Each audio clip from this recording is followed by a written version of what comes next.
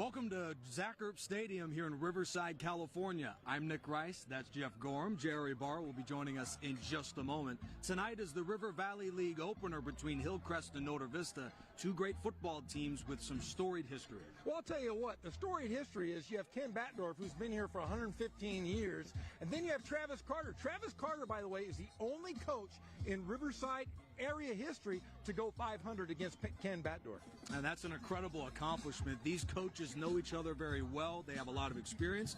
And two running backs that have been as good as ever, Dreddy Elaine and Alfredo Vences, two great players to go along with an outstanding and very well-rounded football team. Well, remember, you had Freddie Holly, you had Eddie Elaine, and now you have Dreddy Elaine. The three brothers, they have been phenomenal. That's 12 years of good football here at Noda Vista. But I'll tell you what, the eye-opener will be Tajon Henderson, the transfer from Riverside Poly High School. He's dynamic. He can catch the ball. Look for the wrinkle of Noda Vista throwing the football. An incredible wrinkle tonight. Two great quarterbacks, too, it should be noted. We'll have kickoff next on Riverside TV.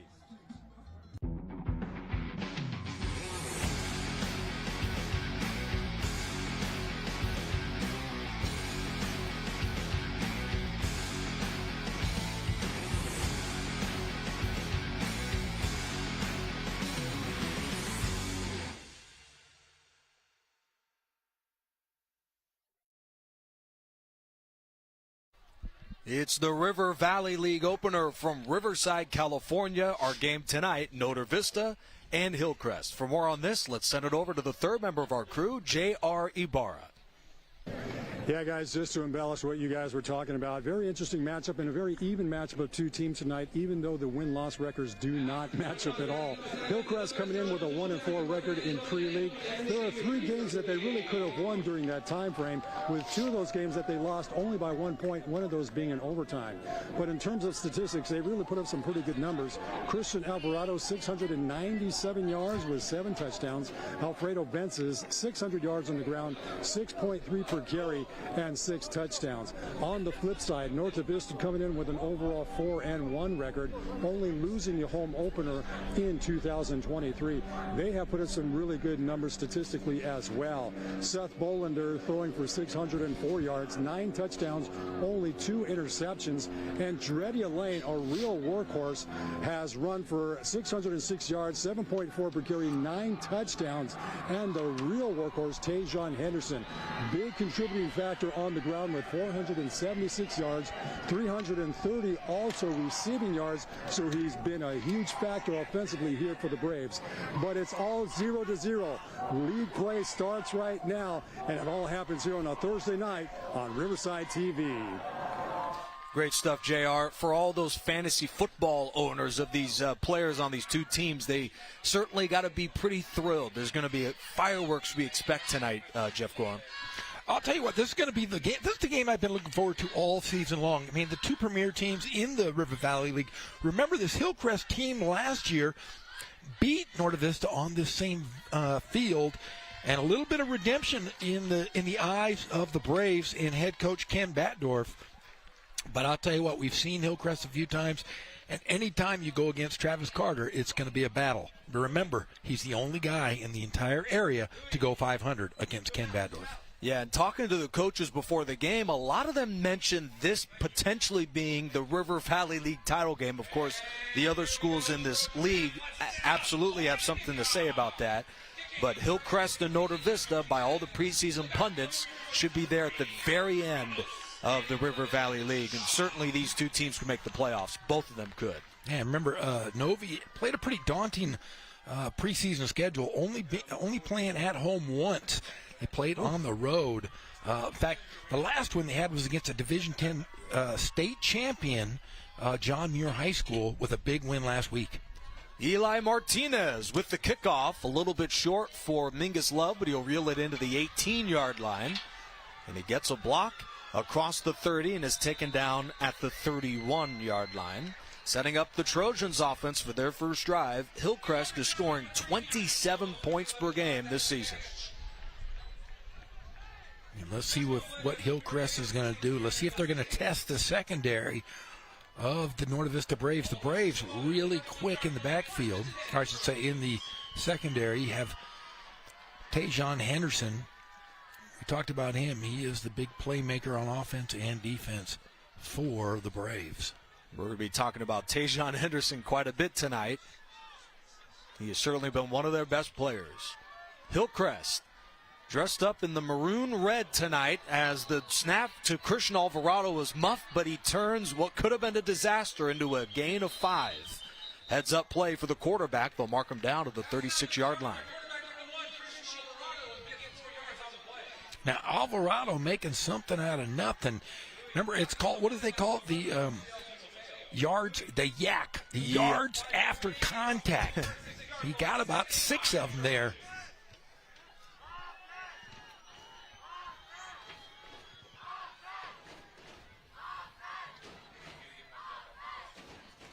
Senior quarterback, certainly a threat. We'll see if he can gain much after the catch or the contact this time. Alfredo Vences in a disastrous play.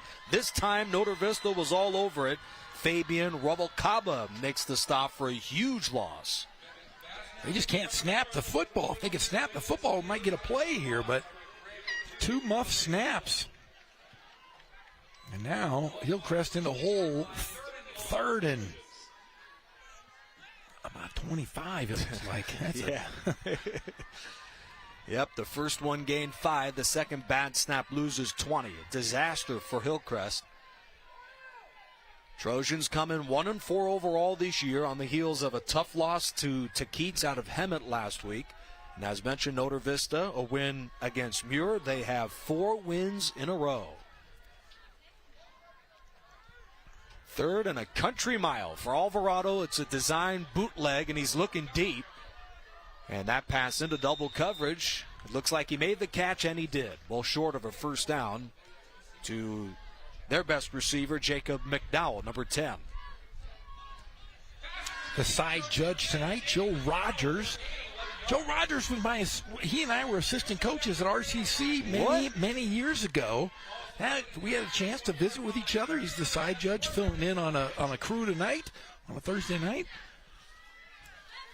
Well, for those wondering why Joe Rogers and the rest of that crew, why they are officiating at 7:30 instead of 7, a lot of these guys did the JV game earlier today. Bit of a muff punt here, and that sails out of bounds at around the 45-yard line. Officials give them a, let's see here, where are they going to spot this? They're spotted about the 48, it looks like. A punt of 14, not very far. That'll set up Notre Vista with great field position. The Braves on 36 points per game this year with Tajon Henderson, Dreddy Elaine, weapons everywhere for this offense. Now watch Dreddy Elaine, as the game goes. I mean, when you have a guy like Tajon Henderson who, you can throw the football to, and Ken Batdorf never throws. Right. This will open up a lot for Dreddy Elaine. Look for him to have a huge game if they're able to capitalize on the passing game. Well, make no mistake, they still are a run-first and even a run-second football team, but they have that wrinkle of passing in their arsenal. First flag of the ball game. This is a false start on the offense. Now they're going to call it against the defense. Wow.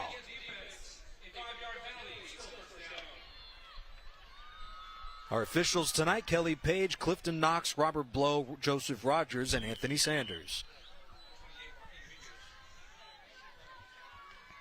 Well, if they give an award for the nicest referee, I'm going to go with Joe Rogers. Like I said, one of my dear childhood buddies. Right. Get to see him on the field. Let's see Novi here get some offense or snap the ball at least. More movement. That's going to be offsides against the defense again. Ooh. So a disaster on offense the first series, now a disaster on defense, as Norte Vista has 10 yards on the ground without running the play. That's just how good they are in rushing, are they?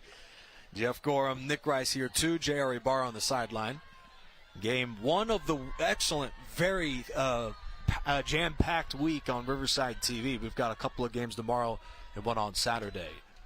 Out of the triple option, they'll go with the Dreddy Elaine run.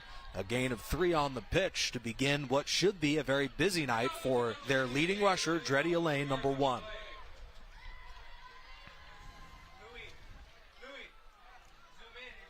JR mentioned it during the pregame. Dreddy Elaine on 606 yards rushing is the league's premier runner. 9 touchdown carries, 2.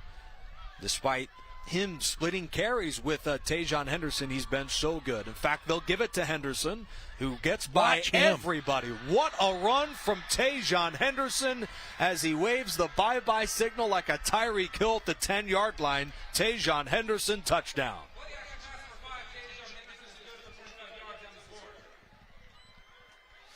Boy, I told you, he is fun to watch. I mean, watch on the replay what he does. I mean, he is so quick laterally and smart on the field, able to see the hole and read the block. Watch this great fake by the quarterback, hands it off. He goes inside, then pops out and around everyone. And once you get on the outside, it is over.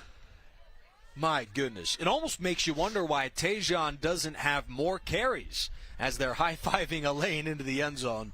22 runs in 5 games. The guy is averaging 21.5 yards per carry.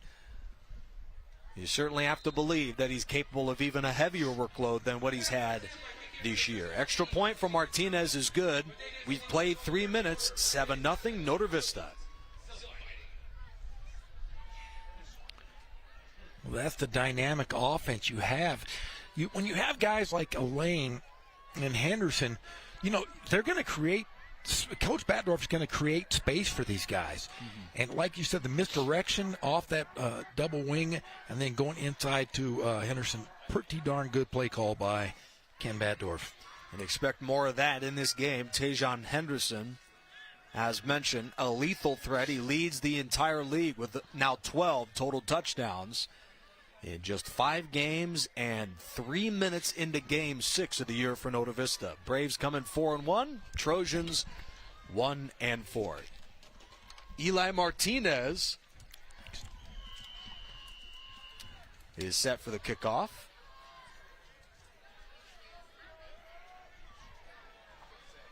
Mingus Love Smith deep to return.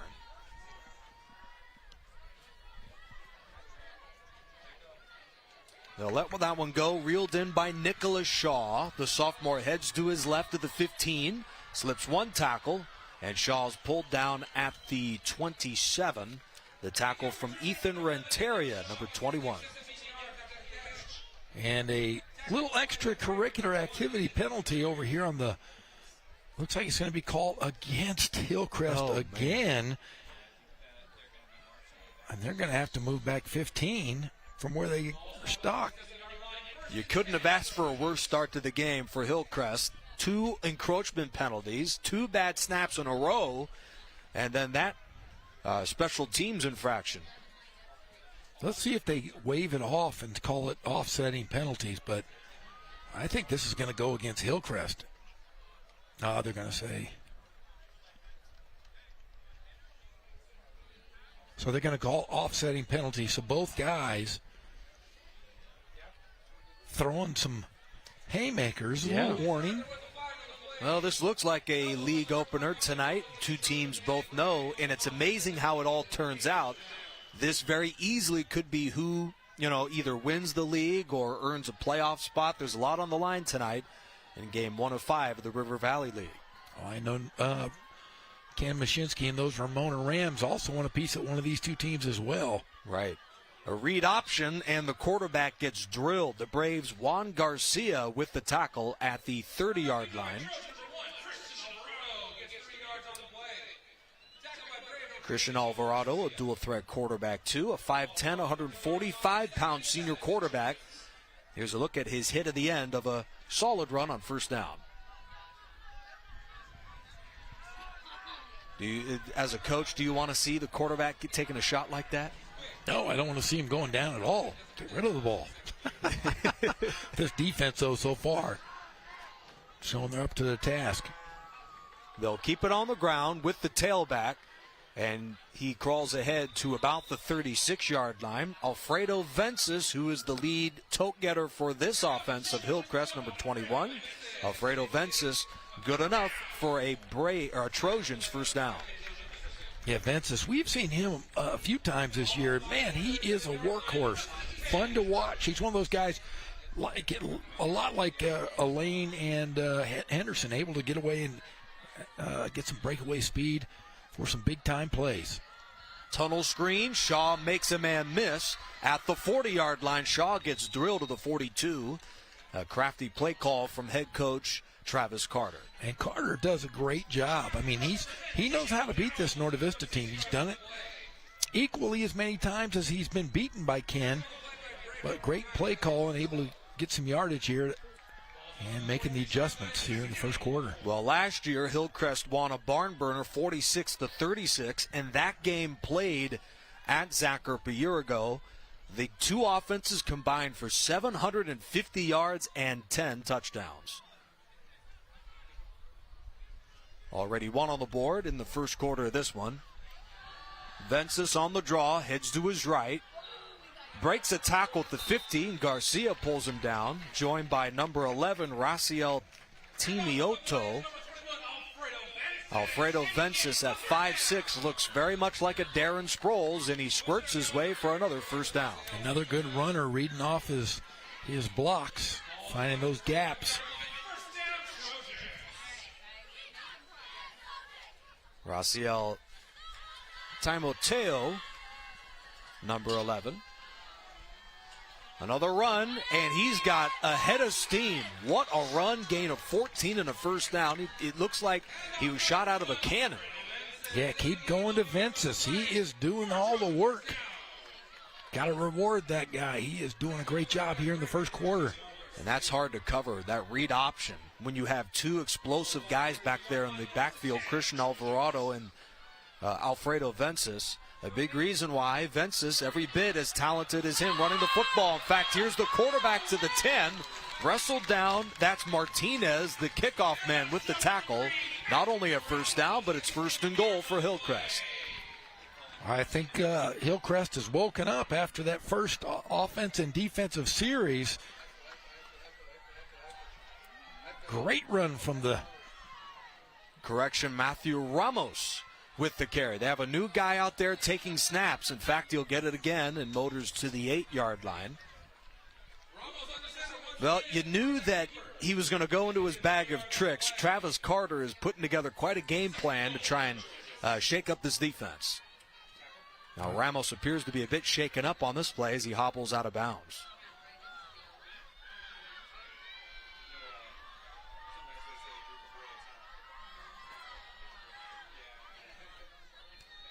Alvarado back there, number 1 for Hillcrest.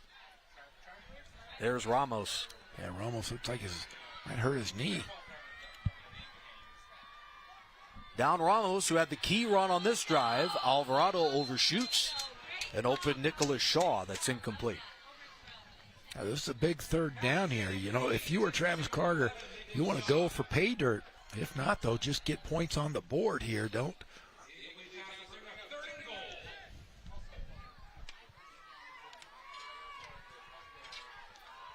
I'm sure JR is diligently trying to figure out the status of Matthew Ramos, but as you can see, he certainly sustained a pretty significant injury on that last run.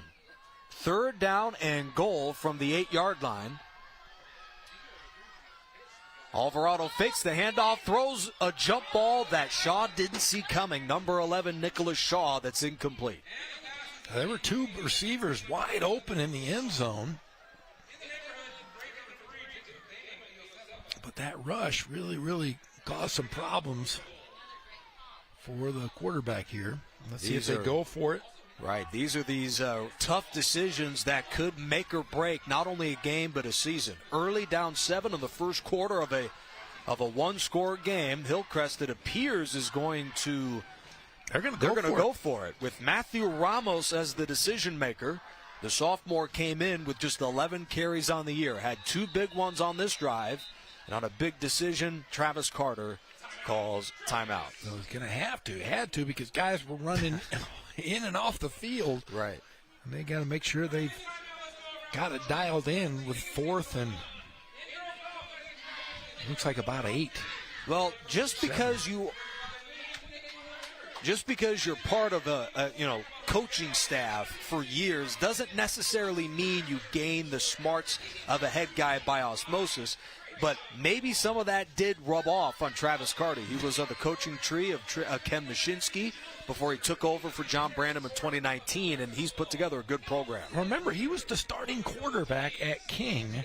Oh, man. Under Ken Mashinsky. Think of that, though. Ken Wow. Mashinsky's the last coach to win 2 games as the head coach at King in the playoffs. It's been a while for King. Ken Mashinsky winning everywhere. Now at Ramona, outright league champs last year for the first time in program history. After the timeout, they make no bones about it. 4th down, they'll go for it. Ramos from the 8-yard line. He rolls right. This is going to be a tough play, and he doesn't come close. A terrific job defensively from the Braves. Isaac Costello, the junior end, with the tackle. Hillcrest with a brilliant drive, but it stalls at the goal line.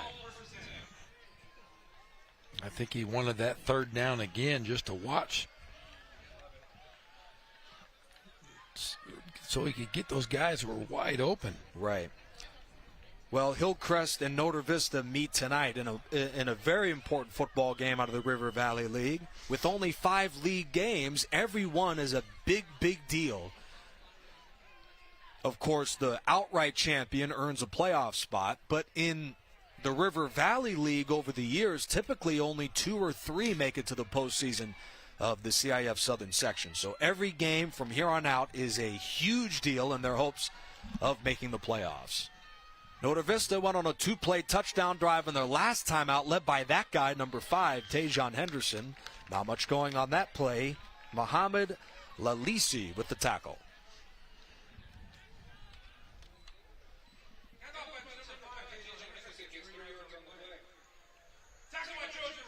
I'd like to see Ken Batdorf throw a little bit this season. I know it's tough for him to do. He runs that smash mouth football, but hey, they've had some tough playoff losses in the last couple of years, and they've needed that passing game. I'd like to see a little bit tonight.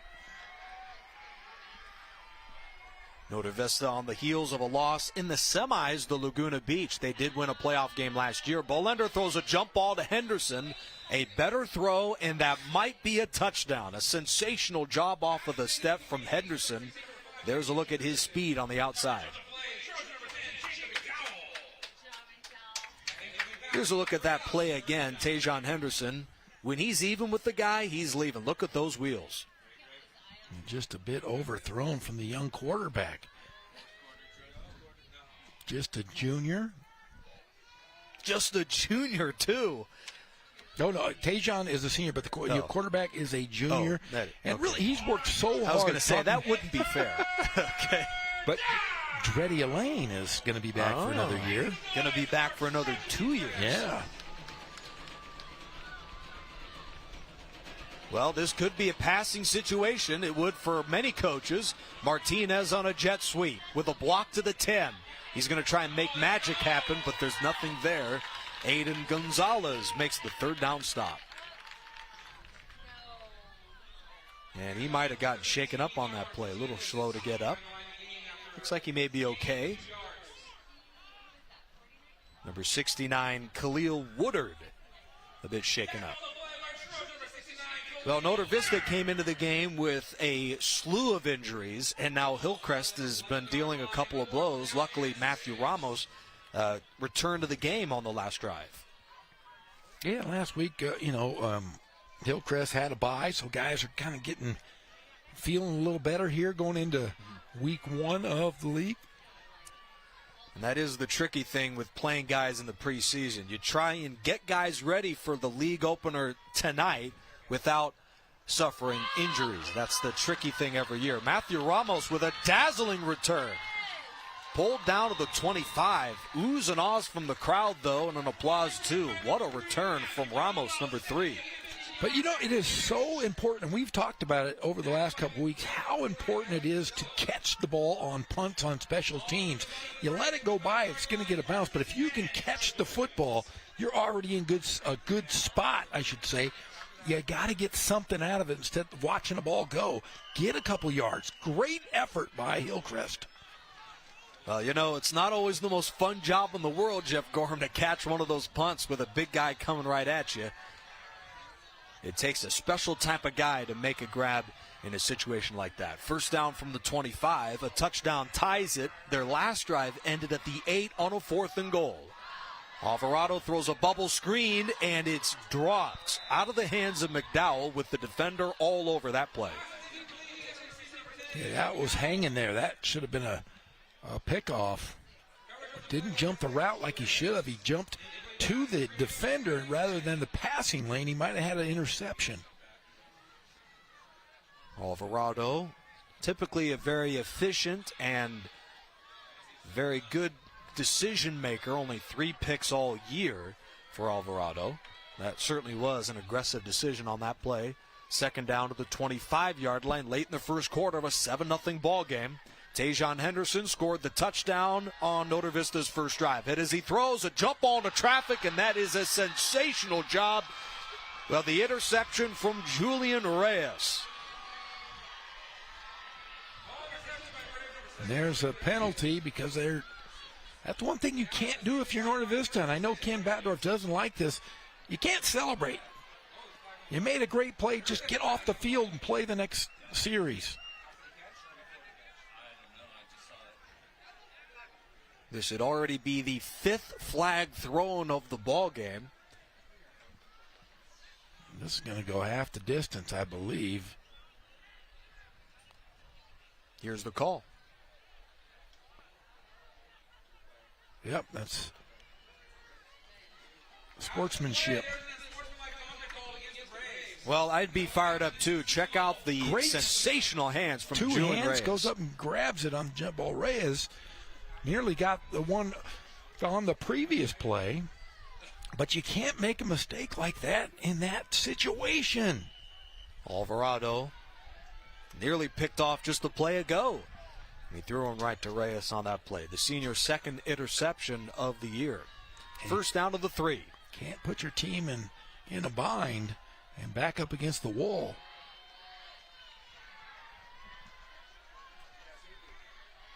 King Butler to the top of your screen, but before the play is off, first we have whistles. I think this is going to be a helmet situation where they're going to have to. Good catch, Jeff Gorham. You got that 20/20 vision, seeing everything down there. Because I got my glasses on. I got my 4 eyes on. All right, how about that? Great to be back here. We've had so many great games on Riverside TV. So many. We have a doubleheader tomorrow night. I'll be back here with Gonzalez on as Arlington and La Sierra will battle it out in their first opener of the River Valley League. Then you're going to be with J.R. Ibarra over at 3rd in Chicago as North is going to play Orange Vista. Orange Vista. That could also be a league championship game. A lot of this league could come down to the games tonight and tomorrow. Tajon Henderson to about the 9-yard line. And I also heard that we are going to be covering. You heard this? I heard this. Tonight, we're going to be calling the RCC Mount San. MSJC. MSJC. But you meant Saturday, not tonight. Saturday, we will be calling. So we're going to have 5 different shows. Wow. In 3 days. Remember, the pep rally on Friday night after the big game will be on and ready to go. Now, for folks wondering, what is the pep rally? Not just a Riverside high school football breakdown. We're checking out all of the Inland Empire. Check it out. It's Friday night, the pep rally, so tomorrow night at 11 p.m. right here on Riverside TV. It is live and amplified. All of the highlight scores and interviews and a few hijinks occasionally. Last week I tried kimchi. Have you ever tried kimchi? But you know what? I might have to try that out tomorrow. It tastes like dirt. It was made in dirt, as they told me. It's a delicacy. And, wow, it was something. So, Fun Foods with Jeff. So anybody who wants to bring me something to try, I'll give it a shot. I don't know if I'll ever eat kimchi again. Oh, man. And you gotta swallow it, all right? I did. Kimchi. It was made in Sounds Coach good. Chaddock's dirt in his backyard, the head coach at San Gorgonio High School. this is going to be a timeout in Norte Vista. All right. Well, I wonder what coaches you may have on the pep rally tomorrow. Do you have any fun stories of what's been going on this year on the pep rally? Well, let's see. It's like I said, we've had John Rice come in studio. We've had Ken Batdorf. We had Chris Chaddock, Gary Hedlund last week. And tomorrow, Pep Fernandez will be out of studio. He will be there in spirit and Zoom, apparently. Okay. So we will have him via satellite for part of the show. We're going to have at least, I think we had 13 highlights from 2 weeks ago, and the last week we had 9. And it was a diet week. A diet week last week. Remember, a lot of teams didn't play because of the bye. A lot of teams that played week 0 were off. So tomorrow night should Very be cool. fun. Yeah, the pep rally with Pep Fernandez, Jeff Gorham, and the whole crew. It's a cast of thousands. Thousands. Wow.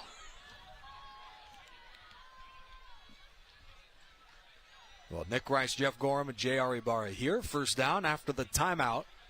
Late in the first quarter, Norte Vista on a Tajon Henderson dazzling 34-yard touchdown run leads the game by 7. They'll go ground again, and Dreddy Elaine motors ahead to the 21-yard line. The tackle from number 28, Joaquin Dominguez, on a gain of 6. They have Dreddy, Freddie, and Eddie. Those are the 3 brothers. You had Freddie Holly, who's the running back at University of Hawaii. You had Eddie Elaine is playing at Southern Utah.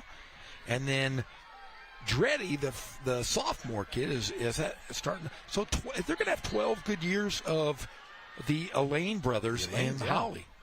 Well, I've met a lot of Eddies in my life and a lot of Freddies, but never a Dreddy Elaine, and that's who they have at the running back spot right now, and he powers his way for a first down. I just want to know if their sister's name is Betty.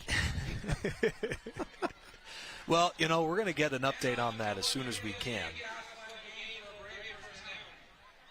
That's a first down pickup. Dreddy Elaine on the carry. The sophomore running back with 7.4 yards per carry this year, which is a far cry to the 21.6 yards per carry for Tajon Henderson. The guy is averaging a quarter of a football field every time he touches the ball. Tajon Henderson. Can't even believe that stat is there. Doesn't even make any sense. They're going to throw it. A quick hitch to Martinez, who gains about 6 on the reception. Taken down to the 34-yard line. Eli Martinez, the receiver, with just his 9th grab of the year. And Jeff Gorham, that's the most on the team. Second most on the team. I'm just surprised. Did you say he's caught it 9 times? 9. Yep. There hasn't been a receiver at Norte Vista that's caught 9 passes in 30 years.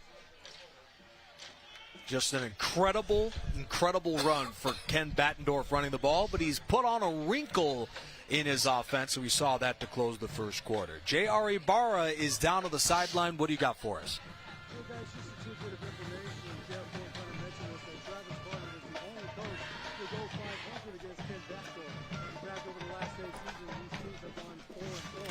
So essentially, this is the river match because Hillcrest transfers to a brand new conference next season. So this could be the last time in a long time we see these 2 teams match up. So there's really a lot of pride riding on this game. So far, Travis Carter's trying to pick up some things out of his bag of tricks. Pretty good matchup tonight, but we'll see who comes up as the champion of the series in tonight's victory. Back up top to you. Well, it's an incredible matchup tonight, Norte Vista and Hillcrest, with 2 coaches that you talked about it during the coach's perspective. They can't hate each other more. Oh, yeah, they really hate each other. They're good friends. And the reason these 2 teams aren't going to play next year is they want to kind of work together and do 7-on-7, a lot of stuff in the off season together because, like I said, Battendorf and Coach Carter are such good friends. I don't think these 2 teams are going to play for a few years. They'll go draw with Tajon Henderson, and he dances ahead it appears to be at the first down line of the 37. About a gain of 4. Late signal, and it looks like, let's see. No, he's going to be a little short. And at halftime, I'm going to go down, and I'm going to give somebody some really good news. Can't say what it is, but another big surprise here in the city of Riverside that I'm able to give some great news. So I'm going to run out of here in the last couple minutes to talk to our halftime guest. So stay tuned for halftime. Well, considering how big the stadium is, you might as well get a head start right now. I walk like I'm 115 years old. It's going to take me a while. Yeah, man, that's like half as old as Ken Battendorf here at Notre Vista. They'll go with the pitch play here as they gave him the first down, and Dreddy Elaine picks up 5. Maybe not 115 years, but 30 years as head coach of Notre Vista, Ken Battendorf. You know, and daily, I try to convince him to retire. I do. Every single day I tell him, you just quit. Maybe that's why he's still here. No, he's like, I want him to retire. If Jeff Gorham has advice for me, I don't know. Well, he's one of my best friends, and I like to hang out with him. He's always coaching football.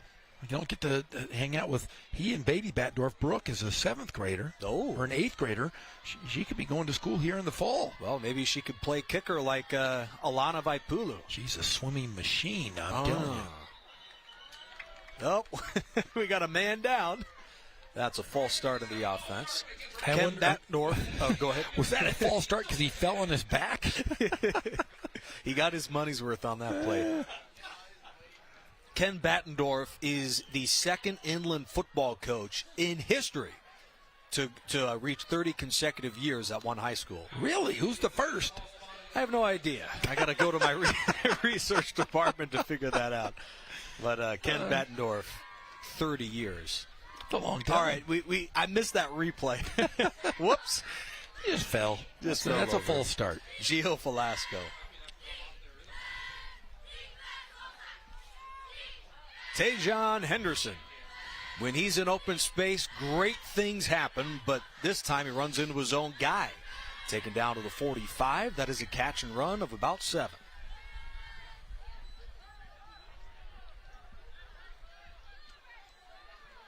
Yeah, he can move north, south, east, and west. He exerted a lot of energy on that play and didn't get as many as he wanted, but see what Battendorf has in his bag of tricks. Well, you can see he's got his hands on his hip. Playing an entire game, offense, defense, special teams, you wonder if that may wear him down in an important league game like this. Triple option formation with Henderson as one of the wing backs. On a 3rd down and 4, they'll pitch it not to Henderson. A flag is down on the run from Elaine. He stopped short of the marker, and this is a penalty on Notre Vista. Yeah, it's going to get brought back at least 5 yards here. See what the play is.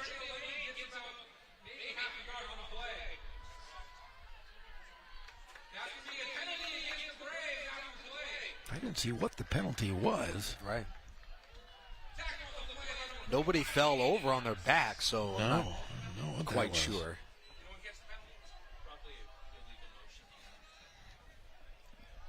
Nick Rice, Jeff Gorham, J.R. Ibarra on the sideline, manning the night in what is a brisk and somewhat cool night from Riverside. The temperature, I believe, is in the upper 60s. Let's double check. It feels that like real fall. Quick. Yeah, it sure does. That means I'm going to have to, it's almost October. 67 degrees. I'm going to have to go outside and put up Halloween decorations here this weekend. My kids are going to be begging me. Nightmare before Christmas. 3rd down and 8 yards to go. Bolender looks right, finds Martinez of the 40. He makes one man miss, but couldn't make the second. Taken down to the 45. Number 5, Robert Bustamante with the tackle. He is the team's 3rd leading tackler, 34 this year, and that was a big stop from the defense. Yeah, defense really has picked it up after that first series on both offense and defense. And Hillcrest playing pretty darn good football after those. It should be noted the team's leading tackler, Mohamed Lalisi, he is the leading tackler not just in the River Valley League. There isn't a single tackler in the CIF Southern section with more tackles than Mohamed Lalisi, number 49. He leads the CIF? Yep. Holy cow. It's a great stat. 58. 4th and 3. He'll be called on defensively. They'll line up in a nickel, and indeed they'll go for it. Bolander throws a jump ball. It's a bit underthrown and intercepted. Now they might have been better off knocking that one away. A flag is down 2 on the interception from Matthew Ramos. Now the flag, it looks like it was thrown over on the sideline over there. Let's see what they're going to call. A good idea with the Bolander throw, but it was about a yard or 2 underthrown to Tajon Henderson. Not a bad idea to toss one towards Henderson. All indications this could be on the Trojans. Nope. Oh. Offsetting.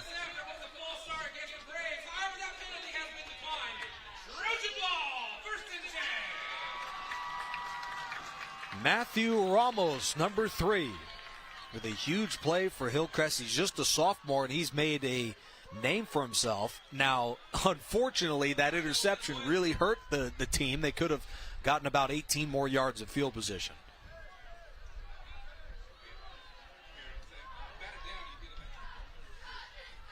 Yeah, that's one you got to just hit it away. Yeah, but that does go on the stat sheet. There you go. I was just going to, I didn't want to say that out loud. Right. But that's his first career interception. There's no way he was going to bat that one down. They'll go run, and Vences doesn't get very far. Taken down immediately by Juan Garcia. If you're Travis Carter, you got to be happy with the way this game has started. I mean, we're here in the second quarter. They've really shored up this defense after that first big run there from Henderson. Yeah, Notre Vista took advantage of one of the most visually unspectacular drives for Hillcrest with a couple horrible snaps. A 2-play touchdown drive for them that's been all defense since. Vences gains a couple. Raciel Timoteo with the stop. I do like watching Vences play, though. He is explosive. He plays angry. That's the way you got to do it. Plays angry like a Tom Brady. He's being interviewed all the time, Tom Brady is. Like, why are you so mad? Your career was over years ago. But they keep asking him, and he's saying, I just played like there was always, somebody stole my lunch money. It's like Alfredo Vences. Somebody must have stole his lunch money. I'm sure somebody said he's too small to be this involved in the offense. He grabs that pass, and that loses a couple. At 5'6", running back for Hillcrest. A 3-and-out for the offense. Here's a look at that play again.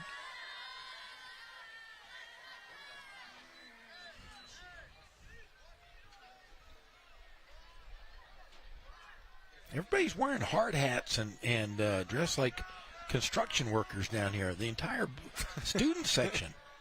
It must be hard hat day or something. Right. Well, they look at Alfredo Vences play. Oh, there's a bad snap. Boy. Maybe the worst yet. Ramos in deep trouble, taken down by Henderson. Go figure he'd make the play. A 30-yard loss for Hillcrest. Notre Vista in a golden position here on 1st and goal. Wow, what a play. Tough. They've had all kinds of problems just hiking the football today.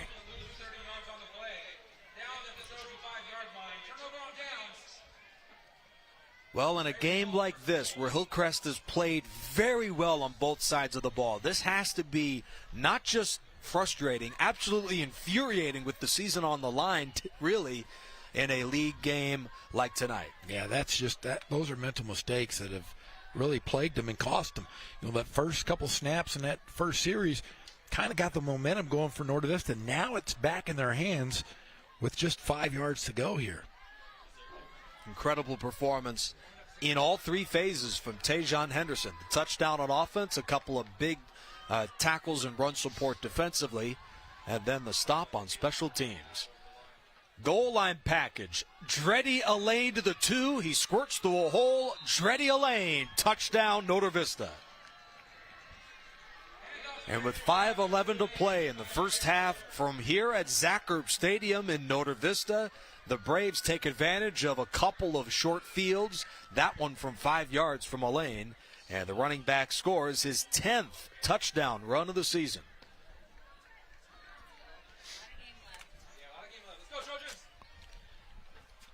Norte Vista capitalizing on the mistakes by Hillcrest.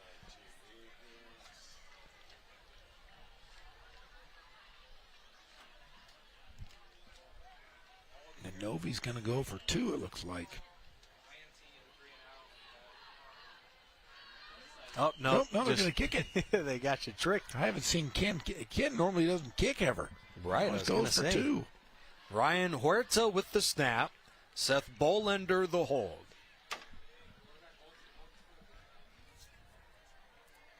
The kick from Martinez, and that one's got plenty of distance, but it's no good. He hooked it to the left.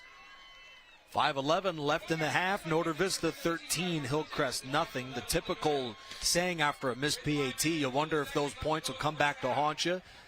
But with the game transpiring like this, Dreddy Elaine and Tajon Henderson running well. There's the Elaine touchdown. This is a big hole to climb out of if you're Hillcrest.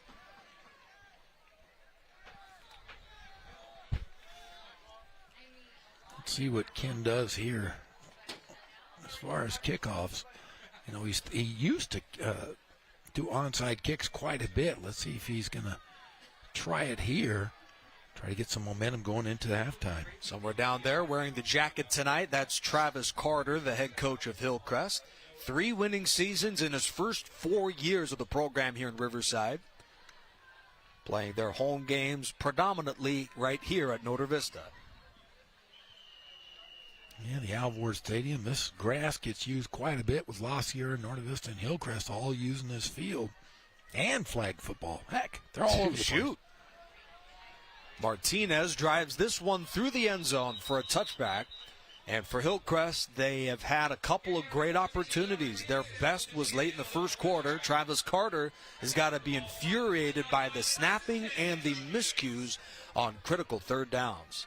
Yeah, 5:11 left here. See if he can get on the board here before halftime. Because remember, Norte Vista is going to get the ball coming out here second half. Right. Hillcrest went 3 and out to begin the game. Then their second drive after the Henderson touchdown was a long drive to close the quarter. And then on 3rd and goal, they lose Matthew Ramos with an injury that he returned from. And on 4th and goal, after a poor pass on 3rd down where Shaw didn't see it, on 4th down, he was taken down to the 6-yard line, and that's all they wrote for their best drive of the game. Vences trying to make amends after the huge loss earlier, and Vences picks up a first down to the 37. Boy, he has been the best running back so far on this field tonight. Gritty, tough, and little. Yeah.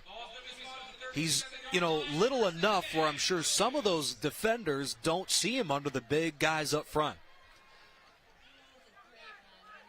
Well, he has gotten better every game we've seen him so far this season. It looks like he's the only one not running on grass.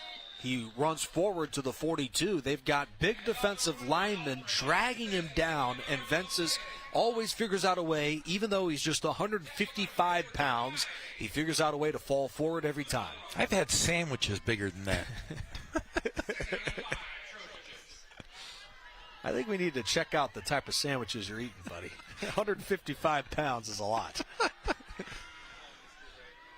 Vences dragged down to the 45-yard line. Efrain Banuelos with the stop.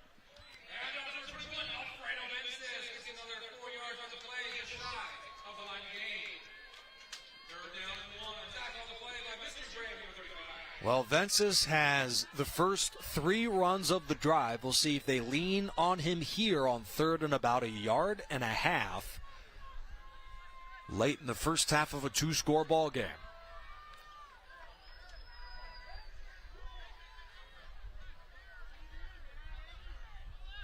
Third and a little over 1 yard for Hillcrest. And they'll give it again to Alfredo Vences. He's got the first down and is stacked up to the 50. So they're going to give him, definitely got about 3 on that It's definitely first down, but he was attacked there at the end. Yeah. Got to keep Ventus safe. Look, they ripped off his arm thing. Well, if you can't slow him down, might as well take off his arm gear. Only a Tajon Henderson can match him step for step.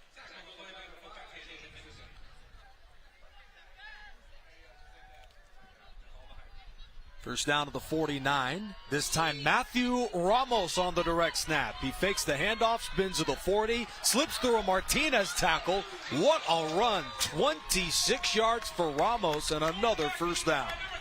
Ramos coming out of nowhere, causing all kinds of issues for the Braves. If you thought Ventus was small, Matthew Ramos is 15 pounds lighter. Ramos with a big run. Jeff Gorham's going to have an even bigger run getting down onto the field as we've got a timeout on the field. 13-0 Notre Vista. I'm going to make my way downstairs to talk to a dear friend and to give some good news. So take it away, Nick Rice. You're all by your lonesome. All right. We're going to give you, to begin the second half, a look at exactly what Jeff Gorham is up to, all of his sneaky stuff that he's got right here at Zach Erb Stadium. Thank you so much for joining us tonight, Nick Rice. Jeff Gorham running down to the field. J.R. Ibarra also with us as well. We're near the end of the first half with Notre Vista up 13-0. Make sure to join us tomorrow. We have a doubleheader. Ivy League opener. Orange Vista is at JW North. JR and I will be live on 3rd and Chicago for that full game. Arlington visits La Sierra across the road in Riverside. The Eagles, a tough start to the year, but they could get things going out of the River Valley League with a win tomorrow against the Lions. Patriot and Ramona also play right here in Riverside. We'll give you updates on that game tomorrow as it's going on right here in Riverside TV. Then join us Saturday night for a college football Saturday night broadcast as Riverside College hits the road to Menifee to battle MSJC. Matthew Ramos with a dazzling run to the 20. And he's taken down at the 17-yard line on the gain of 5. And while Christian Alvarado has been certainly a versatile player for them at the quarterback position, their real Swiss Army knife at the quarterback spot is this guy, sophomore Matthew Ramos. 5'6", 140 pounds, but he has some wheels. And a good decision maker, too.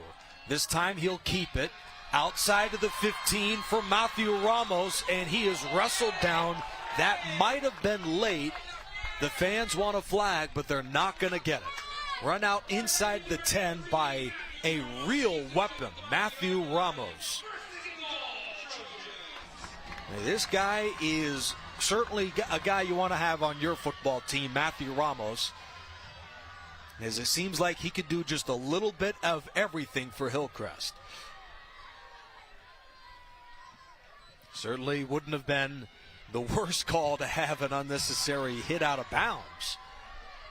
But the officials let him play. 1st and goal, just about 2 to go. Ramos on the direct snap.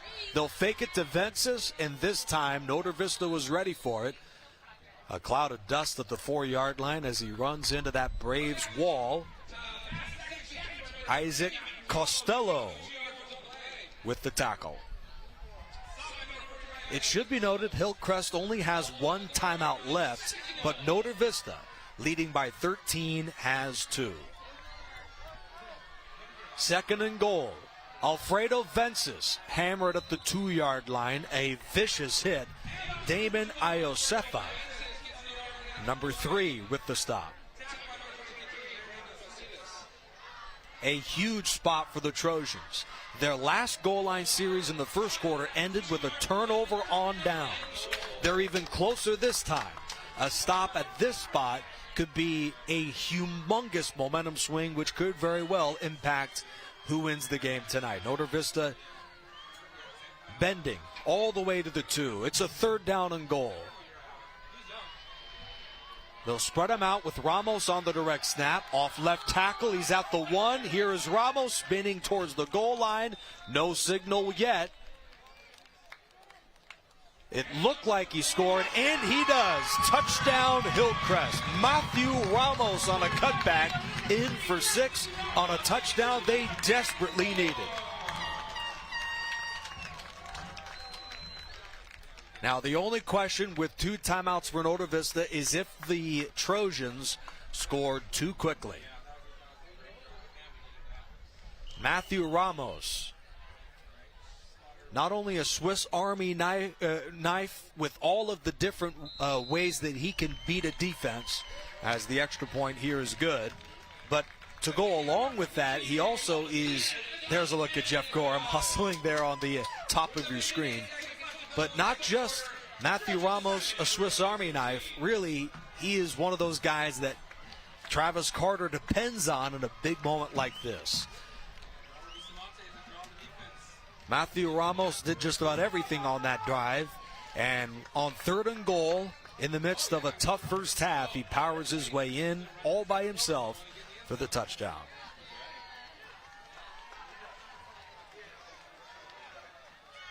The 1-4 Hillcrest Trojans, the 4-1 Norte Vista Braves. Very likely the winner of this game is going to be in the playoff discussion at the very end of the CIF Southern section regular season. Diego Alba Diaz, a 5'8 senior with a big run up, belts the ball downfield. Juggled but reeled in by Dreddy Elaine at the 5. He follows his blocks. A late flag is down to the area of holding. Wrapped up at the 26.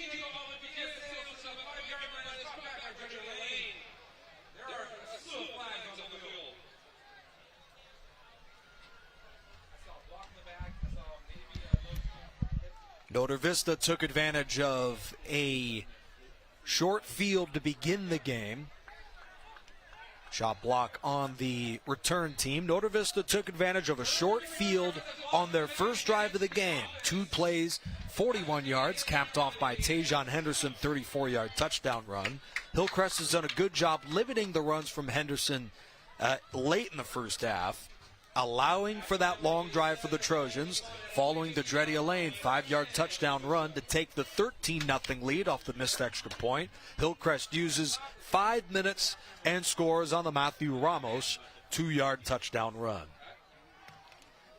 Norte Vista, a run-first football team. They'll line up in the I formation on 1st and 10. Pitch to Tajon Henderson. He gets a block, and there he goes. Henderson to the races. Cuts it back to the 50. He's got no one in front of him as the Trojans fall down. Tajon Henderson from 85 yards. Touchdown, Norte Vista.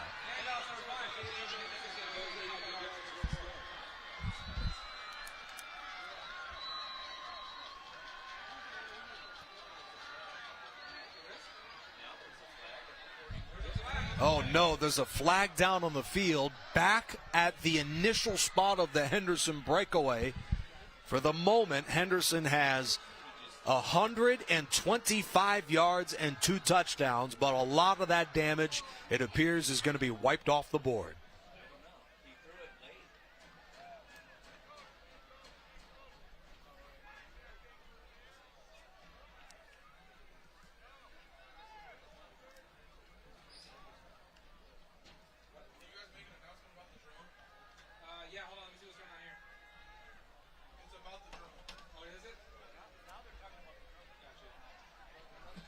Well, Travis Carter's talking about his opinions of that flag. The touchdown may stand, but the officials are all coming together here to talk this one out.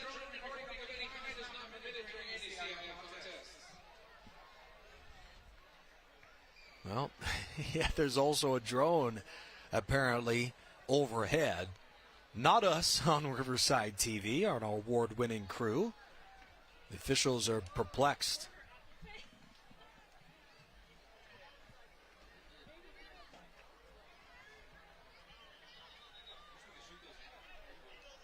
For the moment, Tajon Henderson has been the star of the night, and he has been a big proponent of their winning all year. The Braves running back now with 13 total touchdowns. Nobody in the River Valley League has as many as him. And for Notre Vista over the years, we talked about the Elaine brothers earlier, there are some incredible athletes that have come through Ken Battendorf's door through the course of his 3 decades as head coach. Tajon Henderson, now Ken would never admit it in the moment, or at least I don't think so. Maybe we'll get this out of him. But Tajon Henderson, numbers-wise, you can't argue it. He's as good as anybody's ever had. I mean, this is a incredible weapon. Dreddy Elaine is their real workhorse, but Tajon Henderson is their breakaway, game-changing guy, receiving and running the football for them, and plays a little defense as well. His 85-yard touchdown appears to be standing on the field as the Notre Vista Braves are looking at the drone flying over right now. This will give us an opportunity to check out the Notre Vista Braves and just how good they've been.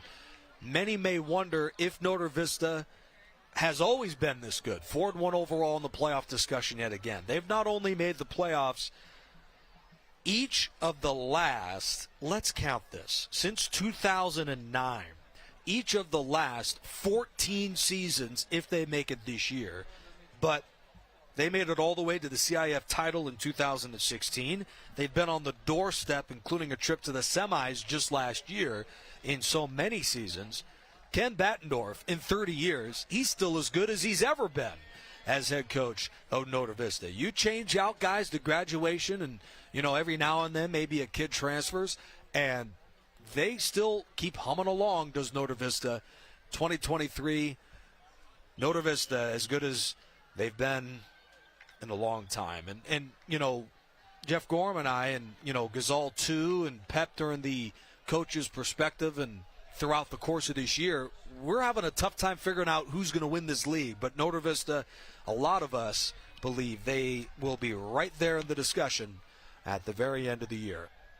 A fake toss on a 2-point attempt, and Seth Bollinger falls forward across the outstretched arms of Maldonado. 2-point conversion is successful.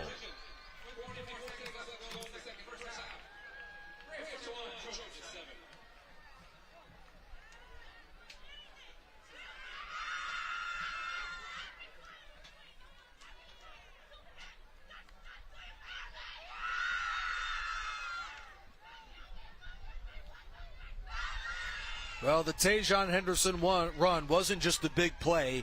It is one that can completely break the back of a defense. 85 yards, and it's amazing on a football field with 11 defenders. Outside of that quick hand contact from Ramos, he was not even touched on his way to the comfortable stroll in the end zone. Now you can see why the guy's averaging 22 yards per carry. Tajon Henderson, I'd put his name in the hat as Pep Fernandez's star of the week. Every bit as good as anybody. Make sure to join us Friday night. Pep Fernandez, Jeff Gorham, and the rest of the crew on the Pep Rally for everything high school football in the Inland Empire, not just in Riverside, but the IE overall, Friday at 11 p.m. Pacific.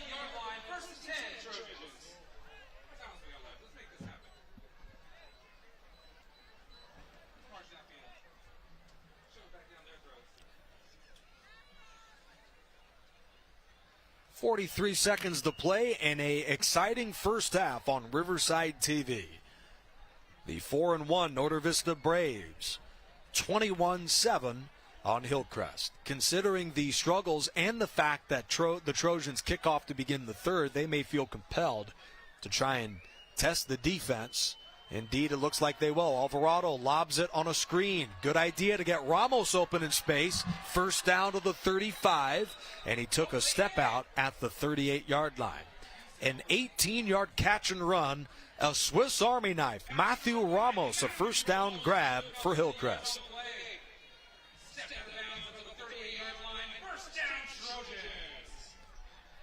Matthew Ramos, 162 yards receiving and 94 yards rushing for the do-it-all sophomore Matthew Ramos this year. 35 seconds to play here in the first half, 21-7. Hillcrest does hang on to its final timeout on that first down to Ramos. Play fake, another screen pass, juggled, and that might have been, no, it's incomplete as it squirts through a defender's hand too. Right out of the midst of a guy that could have had his first ever interception. Ryan Rodriguez between the 6 and the 8. Tough break for the junior Rodriguez. Let's check out that play again. It exchanged about 4 or 5 different hands, but begin with Jacob McDowell. Oh, look at him. Big number 68, Ryan Rodriguez, could not make the grab. Third play of this Hillcrest drive. Trojans gave up the long touchdown, so they're looking for an answer. Deep drop for the quarterback Alvarado. Nothing's there, so he's going to run it. He lost the ball for a moment, and it looks like they're going to run out of time. A sack with 15 seconds to play. A late flag is thrown. This is the only saving grace. Damon Iosefa was stomping the ground in celebration and might be called. Yes, it looks like he will. Unnecessary celebration. There's only one way to keep Hillcrest in on this drive. First down, Notre Vista.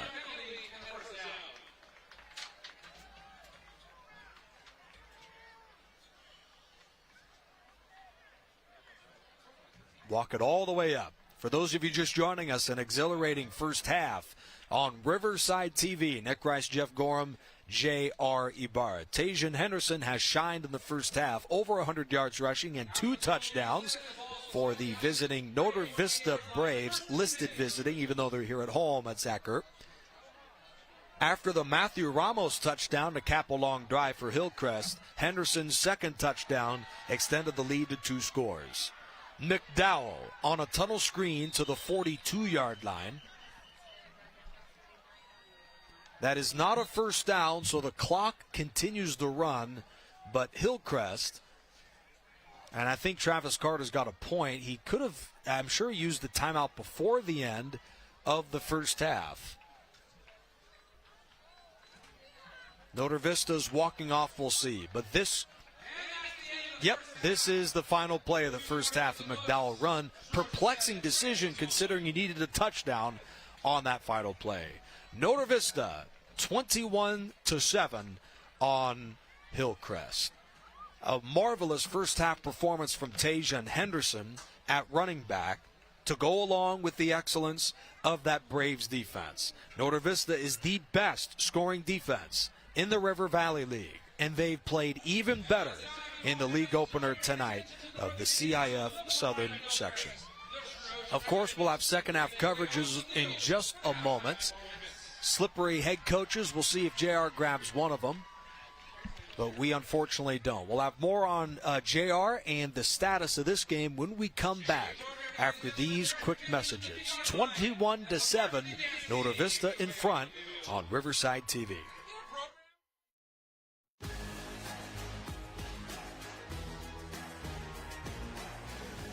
High school sports are one of the things that make living in California so great. But sometimes the behavior in the stands can overshadow our achievements on the field. I love it when my parents show up for me. But being booed for missing a play could be crushing. And remember that refs are people too. They're trying their best to call a fair and correct game. Hey, and enough with all the swearing. No one should feel insulted or ashamed because of their race, ethnicity, or gender. We should be able to hold our heads high after the match, win or lose.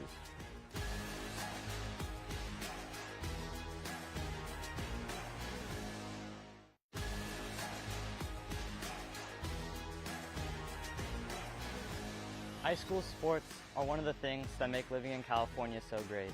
But sometimes the behavior in the stands can overshadow our achievements on the field. I love it when my parents show up for me.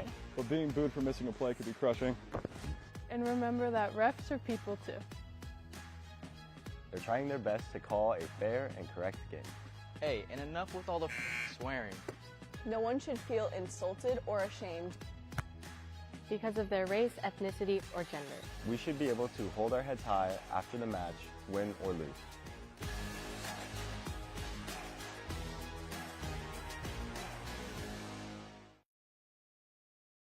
Back here at halftime with the winning coach right now, Ken Badendorf. You're leading 21-7. How you feeling at half? Not as good as you'd think. Hillcrest did a great job on that last drive, moving us around. Our guys didn't do their responsibilities, and they scored. I'm always wanting our kids to play their best. Well, Coach, normally I like to talk to you, but I'm here to talk to Coach, the great Coach Main. Coach Main, you've been at Norte Vista here for 33 years, 18 of which has been the athletic director here. I brought you out here to tell you some good news, not just because I wanted to talk about you being the district AD, but on behalf of Jennifer Goldware and the board of the Riverside Sport Hall of Fame, you've been inducted on the Wall of Distinction for this year. Congratulations, wow, Coach. Really? Well, thanks. I don't know what to say.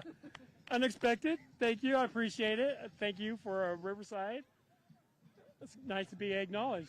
Well, I've known you for quite some time now, over 20 years, 30 years, probably going back to high school. You've been a big part of this district and a big part of this program here at Norte Vista.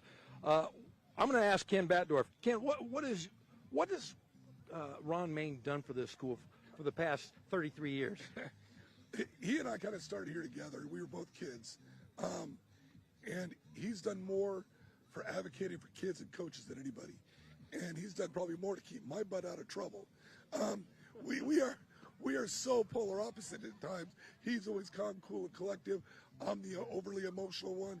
And it was always great to have Ron as my sounding board, come to me, calm me down, keep me out of trouble. But he was the best man at my wedding. There's no better person to go into the Wall of Fame. Well, Coach, you've done a great job here, and I've known you, like I said, for a number of years. What's been your biggest, your greatest accomplishment here at Norte Vista? I don't think there's really been one accomplishment. I think it's overall, it's been a team effort here at Norte Vista with all the coaches and the district and everybody here at Norte Vista. So I think it's been a team effort.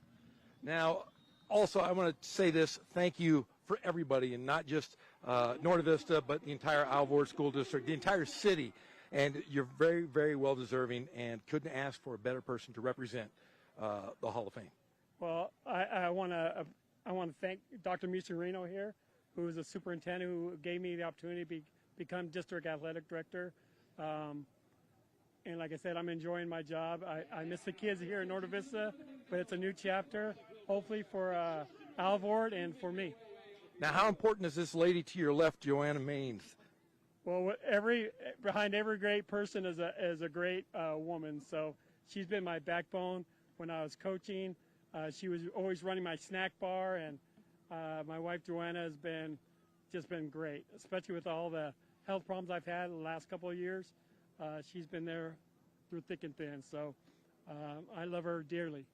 So. Well, Coach Main, you are now part of the Wall of Distinction and the Riverside Sport Hall of Fame. As Vice President and President Jennifer Goldware, we want to say thank you and congratulations. Well, thank you very much. I appreciate it. Thank you. I got to go, Coach. All right, he is the great Ron Main, the newest member of the Wall of Distinction here in the city of Riverside, the Riverside Sport Hall of Fame. We're going to send it to everyone else. Thank you very much.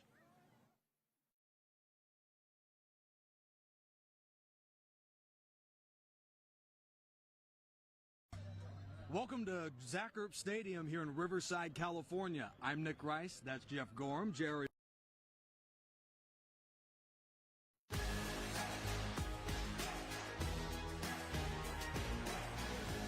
High school sports are one of the things that make living in California so great.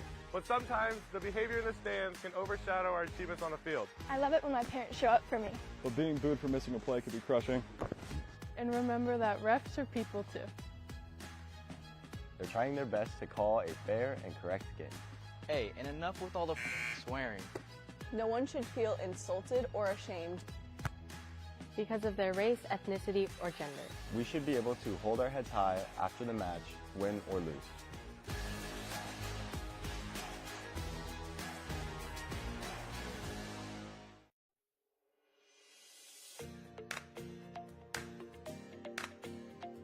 The City of Riverside Public Works Department provides high-quality trash and recycling services for our customers. Our convenient curbside trash collection services help promote a clean and healthy Riverside. But what do you do when you have items too big or heavy for your can? That's where our bulky item pickup service can help. Before you call for help with your bulky items, be aware that not all items are acceptable for our free curbside service. furniture, tree trimmings that are properly bundled and no longer than 36 inches, water heaters, and other non-hazardous materials are fine for curbside pickup. Appliances containing freons such as refrigerators, freezers, and room air conditioners may also be picked up curbside by separate appointment. Unacceptable items include hazardous waste, antifreeze, paints, filters, and tires. We also cannot pick up electronic waste such as computer monitors and televisions, or fluorescent bulbs and household batteries. Construction or demolition materials such as scrap wood, metal, concrete, doors, and drywall are also not accepted. These items may be dropped off in person for no cost at the Agua Mansa transfer station or at one of our Clean Up Riverside events.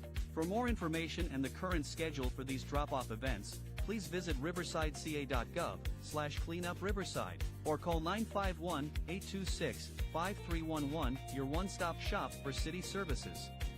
To schedule a bulky item pickup, first call your service provider for an appointment. On the day of your appointment, please make sure that your items are curbside by 5:30 a.m. You may have up to 5 items picked up at each service call. If you have an appliance containing freon, please call the Appliance Recycling Center of America at 1-800-654-2722 for your free pickup appointment. RPU customers may even qualify for a rebate. Visit riversidepublicutilities.com for information on current residential rebate programs. To find out more about the City of Riverside Trash Services or our Clean Up Riverside events, visit the Public Works website at riversideca.gov/publicworks.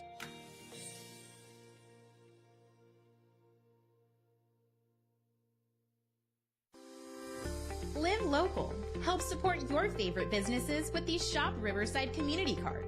With over 200 Riverside businesses giving exclusive discounts and offers to community card holders, there's something for everyone. Participating organizations sell these cards for only $15 each, with $10 going straight back to the organization itself, making the Shop Riverside Community Card a fantastic way to support your favorite local group. For more information about the Shop Riverside Community Card and to find participating businesses, please visit shopriversidenow.com. And don't forget to live local. Shop Riverside.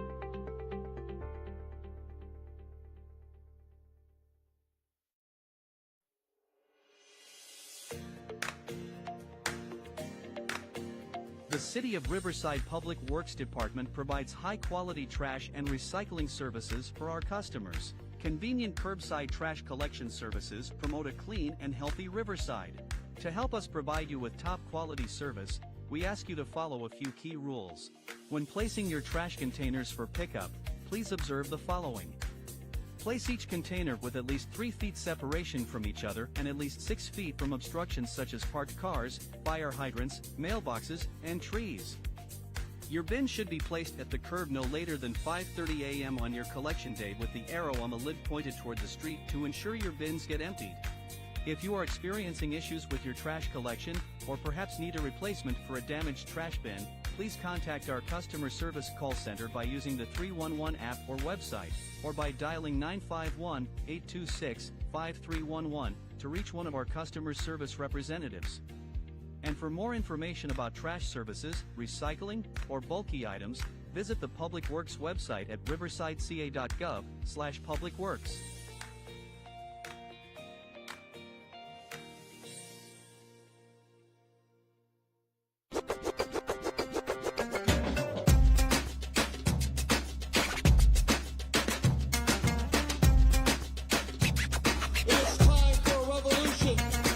I'm Cheech Marin, and we're inviting you to reserve your spot for the inaugural showing of Cheech Collects. So get your tickets today. We're looking for you.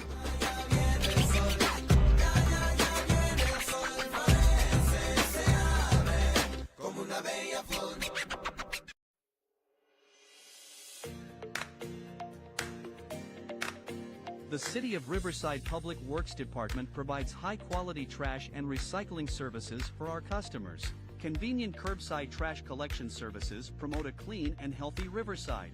To help us provide you with top-quality service, we ask you to follow a few key rules. There are 3 different containers for your trash.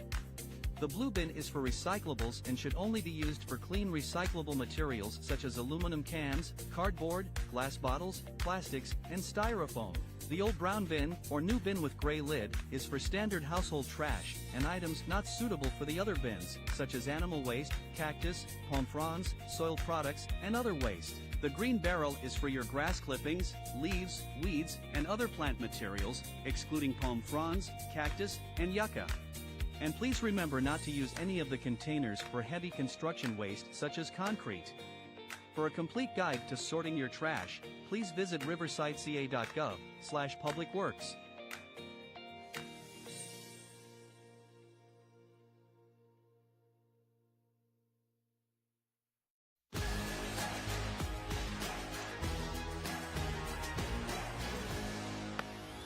High school sports are one of the things that make living in California so great. Athletics builds character, teamwork, physical fitness, And shows what hard work can achieve. And some of us can even earn a college scholarship or qualify for the Olympics. But sometimes the behavior in the stands can overshadow our achievements on the field. I love it when my parents show up for me. But being booed for missing a play could be crushing. Parents who lose their minds when we don't score aren't helping. It can actually be super distracting. We should be able to hold our heads high after the match, win or lose. And remember that refs are people too. They're trying their best to call a fair and correct game. Even if you may not love the call. Seeing and hearing people, belligerently be mean to you, it makes you not want to play anymore. It makes you just want to go sit on the sidelines and cry. It's not fun. No one should feel insulted or ashamed because of their race, ethnicity, or gender. Hey, and enough with all the swearing. Anger has no place here. Thank you for being part of the change, and thank you for being there to lift us up.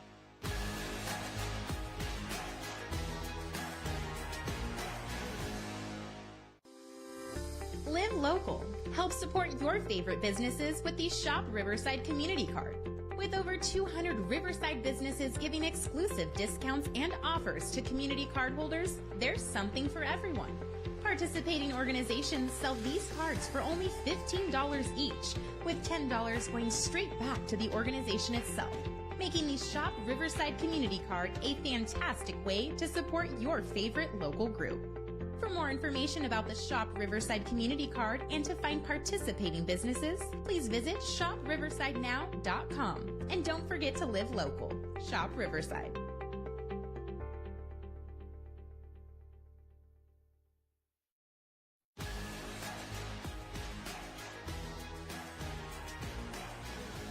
High school sports are one of the things that make living in California so great. But sometimes the behavior in the stands can overshadow our achievements on the field. I love it when my parents show up for me. But being booed for missing a play could be crushing.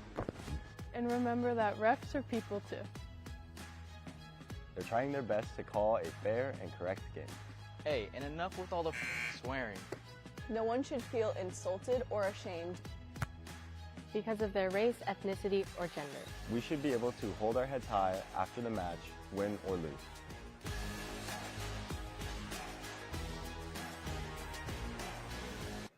And welcome back to Thursday Night Football action. We're here with Travis Carter. Travis, give us your assessment of the first half. Yeah, I mean, obviously 21-7, outside of, the long run by Henderson, which is, the kid's a stud, it's going to happen. I think we're playing good defensively, doing a good job kind of bottling them up a little bit. Obviously, Ramos had the big pick on the turnover. Unfortunate, muff punt, gave him kind of short field. Outside of that, I think, we're kind of proving our kids are starting to believe that they can play with these guys.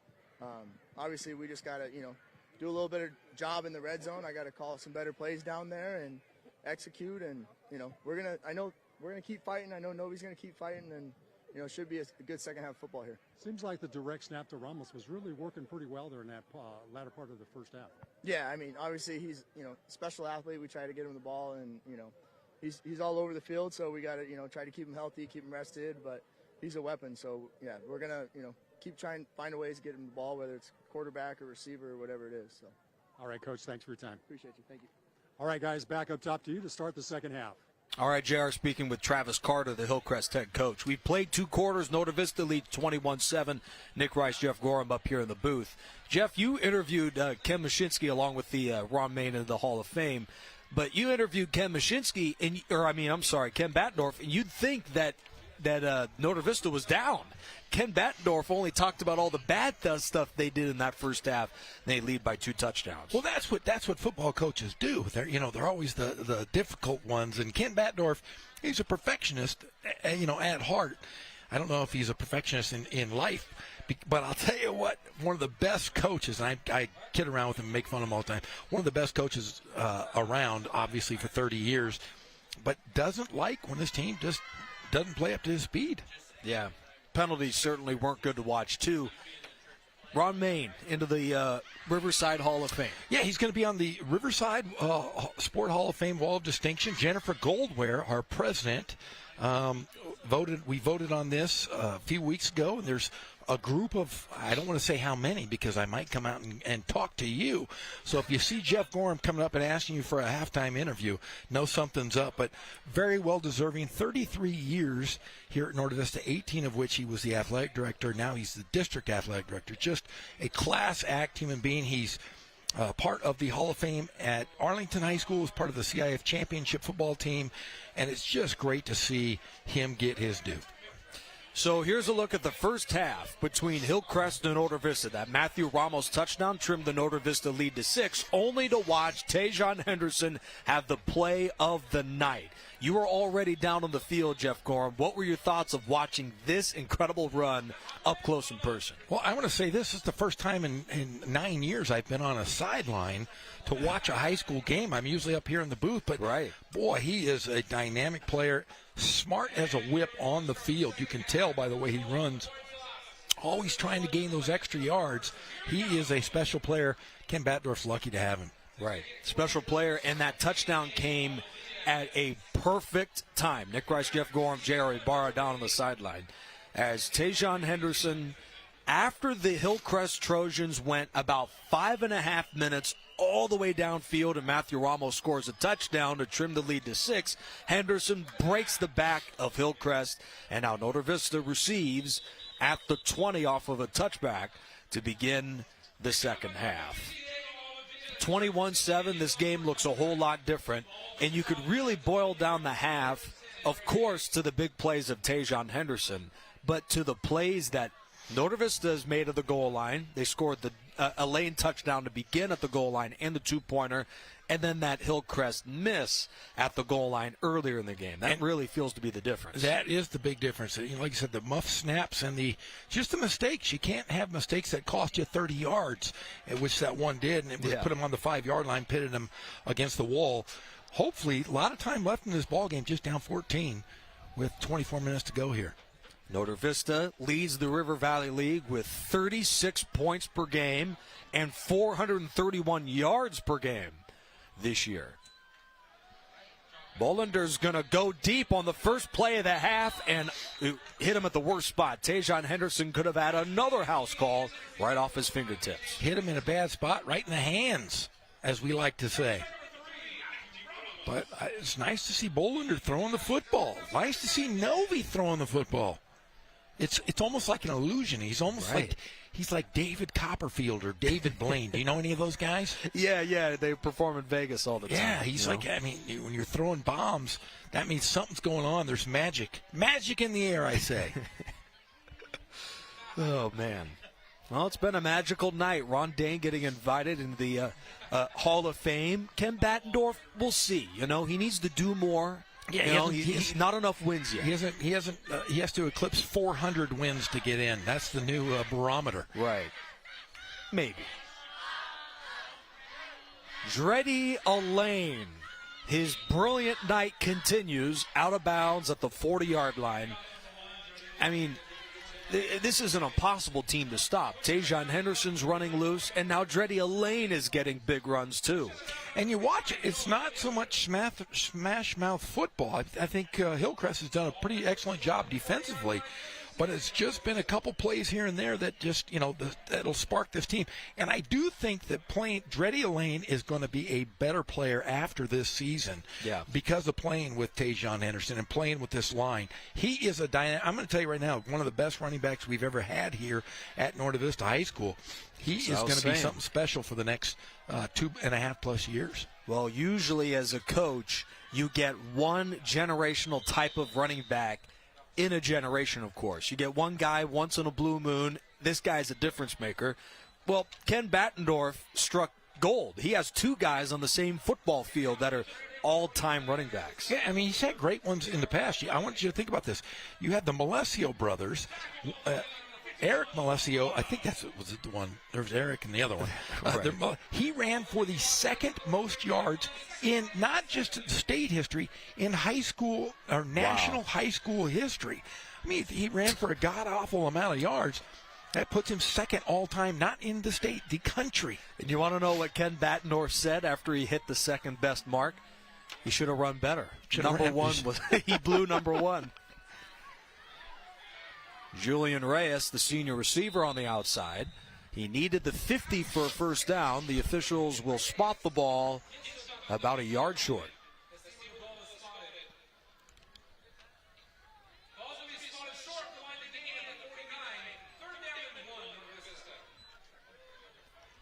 So Dreddy Elaine and Tajon Henderson are on pace to combine for 2,400 yards from scrimmage in just 10 games. And that's some ridiculous numbers right there. But remember, his brother, Freddie, had that in 1 year. By himself. By himself. That's crazy. Those are Bo Bruins numbers. Martinez is the motion man, but before the snap, we have a false start on the offense. Notre Vista's won 4 games in a row. You guys have been imploring how good John Muir High School is. I'm not too familiar with just how good they are. You said that they're a champion. They were Division X state champions last year, and they've had some pretty big athletes go to school at John Muir High School. Really? Do you know who? Don't look it up. No. Dang it, man. That's what Google's for. Jackie Robinson. Oh, yes. This was the Jackie Robinson and then one other. Jacques Vaughn. Yeah, Jacques Vaughn. Jacques Vaughn, the longtime player, played at Kansas and in the NBA, now a head coach in the NBA. Notre Vista taking them down 33-20 last week. Well, plenty of bulletin board material for these coaches. So 2 penalties in a row. They were at 3rd and 1. Now they're going to be at 3rd and 11. Well, Jeff Gorham, you played back in the day. Those Monday morning film sessions, not fun. No, but they're not Mondays. They're Saturday now. So they're going to come back Saturday morning and watch these. No more Mondays. They come out here and they practice on Saturdays. But being the Thursday night, maybe Ken Battendorf and Travis Carter will give their guys the day off tomorrow. I would. My goodness. Don't give those guys any bright ideas.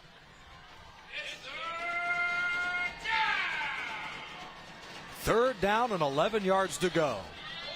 Another deep shot for Henderson. This time it's a perfect pass. Henderson goes 61 yards for his 3rd touchdown on the night. Hey, all you have to do is throw it out there, and he just goes and plays catch-up. He was gone. Incredible. 10th touchdown pass of the year from Seth Bolander. That might have been his best. On a rope, in stride from Henderson. It looks easier than it is. Henderson's flying out there like a jet, and Bolander hit him right in stride.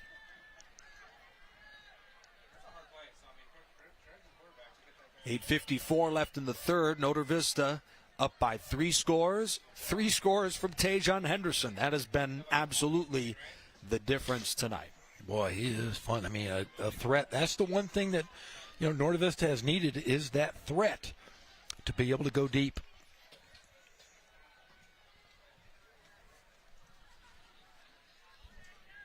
Bolander the hold for Eli Martinez. He is 2 for 3 on point after tries tonight.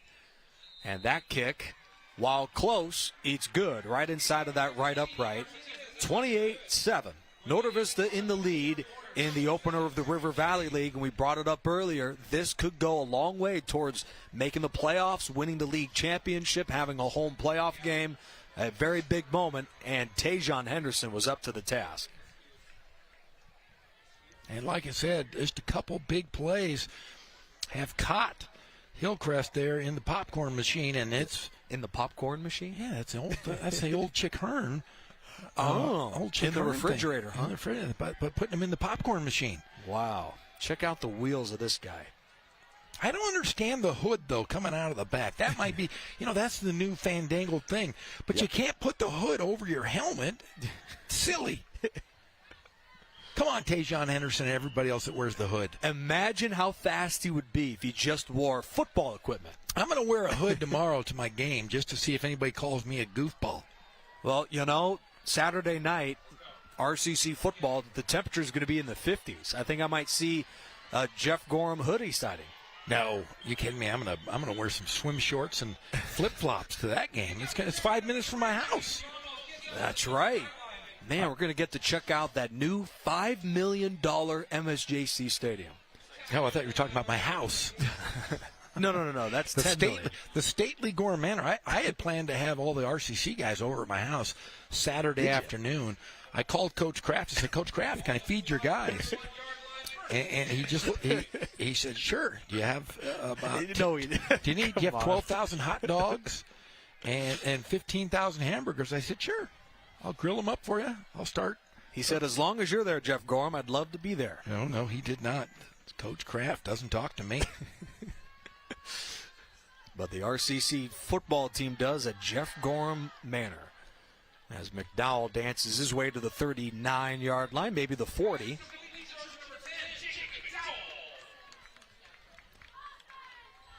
We appreciate all of you joining us tonight on Riverside TV and have been involved in the comment section as well on Riverside TV's YouTube page. You can catch us there. Also on local television here in the city of Riverside. Is there smack talk in the chat rooms there? Do the student body talk smack to each other from the two schools, I hope? Yeah, they do.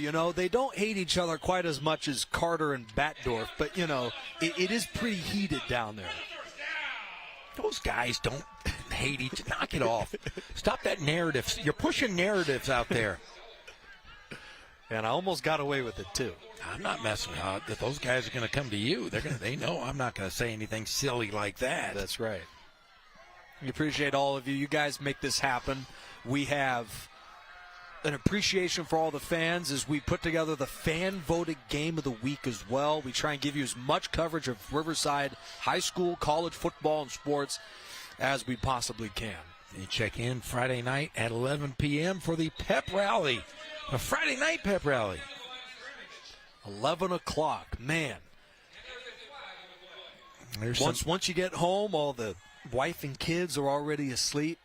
It's too bad. You break open a pop and you listen and watch. Right. Pep Fernandez and I give all of the scores, highlights, and interviews from all of the hottest games on Thursday and Friday night. Well, I got a feeling Tajon Henderson's going to be in the conversation for Pep Fernandez's game ball of the week. They're offsetting penalties. Well, the shenanigans wrestling on the field. Right.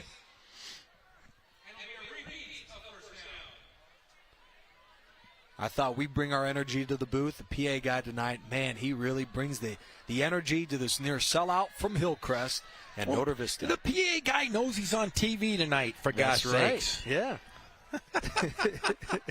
He's great, does a great job. They all do. Right. Zach Erb Stadium here in Riverside. Midway through the third, 28-7 Notre Vista. There's the bad snap again. And this is really hurting this offense. A loss of 7. The ball came out, but the officials say he's down. Oh, another bad snap.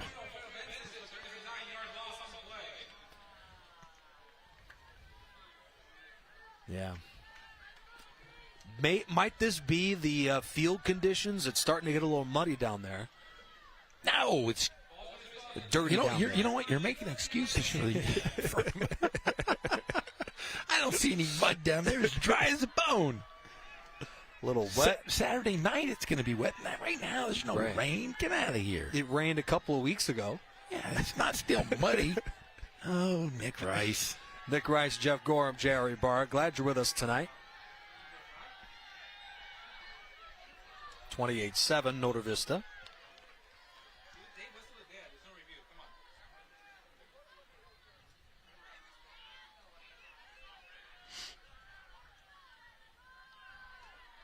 Now, the Now, officials are I was talking going to ask you, this. were you guys talking about the drone that was flying around out there? We were. It was right near this end zone. The officials were lost. The players were lost, and I could never see it. You didn't see it? Did you? I saw it. Wow. It looked like a UFO. Man, it was and I awesome. let everyone know that's not a Riverside TV drone. Did you tell them that? Because Yes, they were looking up. And they said, "Who's the guy up in the booth?" They were right. gonna blame you know, they're still talking about it. Look at that.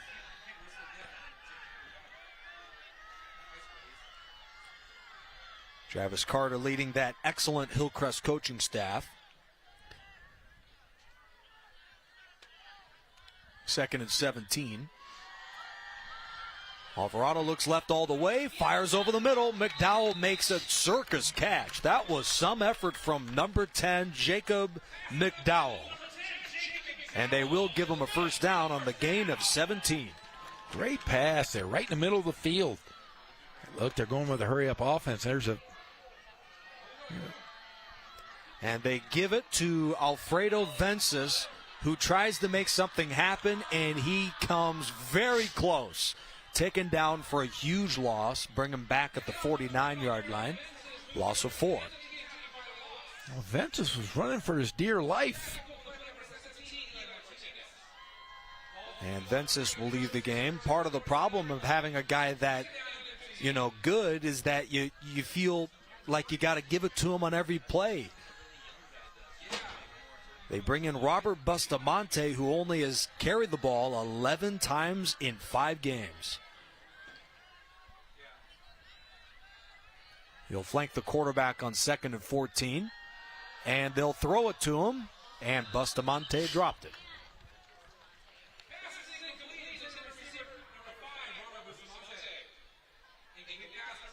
And Novi all over the field here on defense. Great offensive thought to get him out the ball in the flat there to create some space. Well, to create some momentum for Hillcrest late in the half, they leaned on that guy, number 3, Matthew Ramos. Let's check out that quick screen pass again to Bustamante. But they may need to lean on Ramos yet again as he checks in on a 3rd and 14. Midway through the third quarter, Hillcrest down by 3 scores. Over the middle, Shaw stumbles but makes a belt high catch to the 43-yard line. I'd say go for it, Jeff Gorham. Oh, of course. Go to the middle of the field. That has been vulnerable here on this drive. I continue to go there until they can stop you.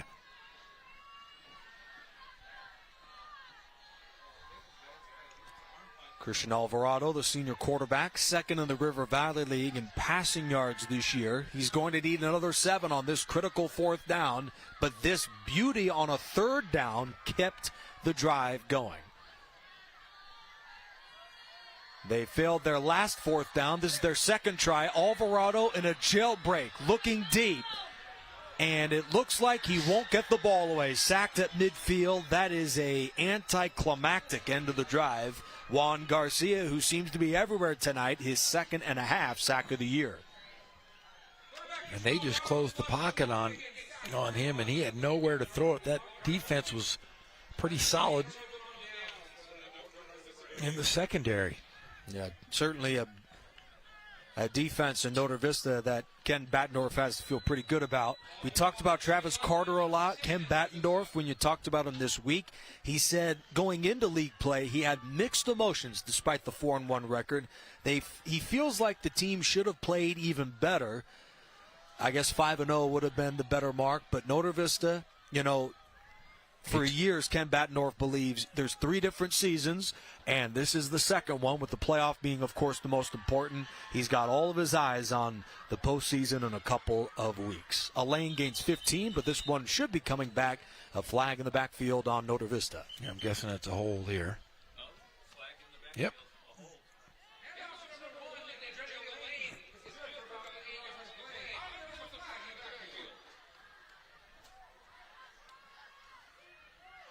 And that's one thing you cannot, I stress enough about, is you can't make mental mistakes. You make a great play.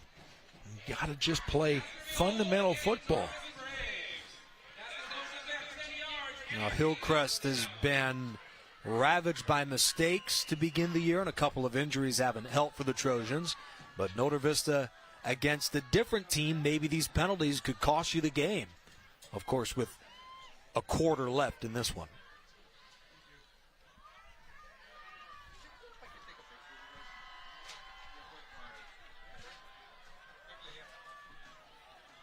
Four and a half to play in the third quarter. Notre Vista with the ball in a 28-7 third quarter lead.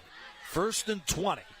A pitch to Dreddy Elaine. He can make magic happen on any run, but he does gain the holding yardage back on the pickup of 10.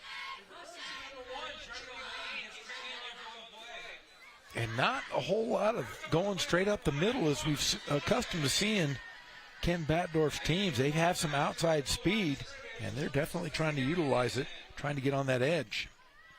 Dejon Henderson, 5'10", 165. Dreddy Elaine, not much bigger than that. There's a look at Ryan Rodriguez, who's shaken up on the play. So Notre Vista, it'll be a fun thought experiment for us, Jeff Gorham. They play home against La Sierra on an extended week, Friday the 6th, at Arlington, at Patriot, and they have that game against Ramona, not only at home, but also on an extended week. They go from Thursday, 8 days to prepare for their game against the Rams. And the Rams have really surprised everybody in the city of Riverside. After, Sure have. 27 coach is players, pretty good. 18 starters, and they have just reloaded. Their good quarterback Acosta has just been fun to watch. And taking the place of Bo Bruins is you have Sincere Tolbert, who is really kind of coming into his own and learning how to run the football. But they do have some big weapons over at Ramona still.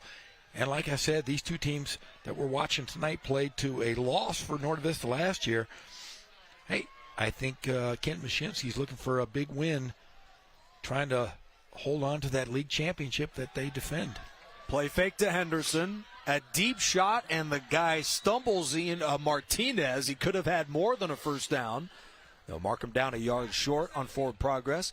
Mashinsky made that decision to go to Jeremiah Acosta, the quarterback, hours before the season got started. I mean, it's incredible that a guy that didn't know if he'd even play much at all this year has turned out to be one of the league's best quarterbacks.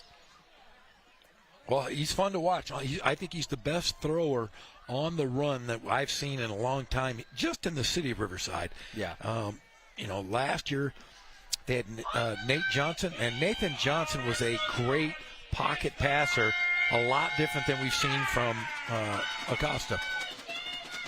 Well, the crowd is on its feet. It's third and a yard to go before the snap. We have a timeout on the field by Notre Vista.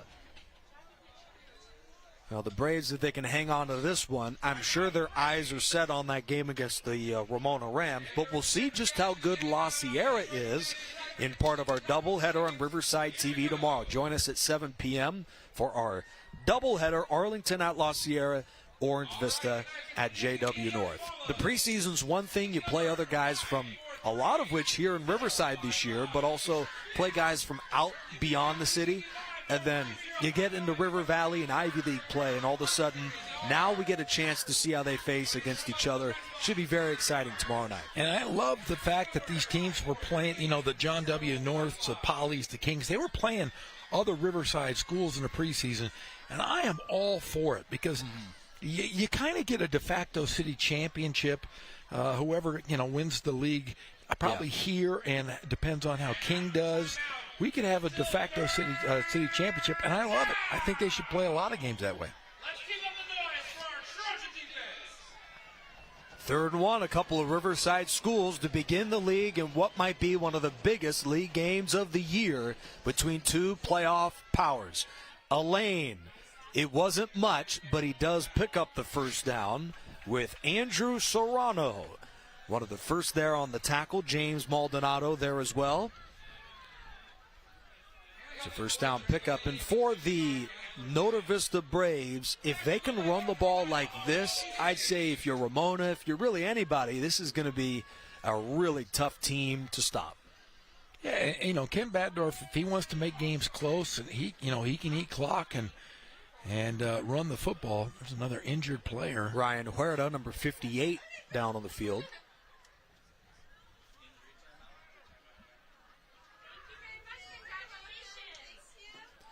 Meanwhile, in the Ivy League, we see JW North play Orange Vista tomorrow. And in that thrilling game, the first Riverside TV game, which by my account, now there's a lot of competition, but it was the best. Back and forth, 42-35, won by North. But I don't know what to make of Vaipulu's club. They won the game there and then have lost 4 in a row, a couple of them convincingly, and they come in 1-4 on the season. Well, they just have, North has great athletes, and it does take a while to gel. And usually, the preseason, you get some jitters out of the way. I do think, though, that they will be ready to go, come tomorrow night league play. But Orange Vista, man, they are very talented. They got some workhorses on that team. Yeah, Orange Vista, it was incredible seeing them last year. Orange Vista from Menifee, they became a varsity program in 2017. You have Paulie, who's been here since the dinosaur ages, since 1887, since the asteroid hit the Earth here, and then you have this team that's winning football games at a high level, and they've just come around. Incredible stuff. There's a few good schools. Liberty High School out there in Menifee as well. The Bison looking to win there. They have one CIF championship under their belt, not in football, but softball, and the school is only 2 years old. 2 years. Not a senior on that CIF softball championship. Wow.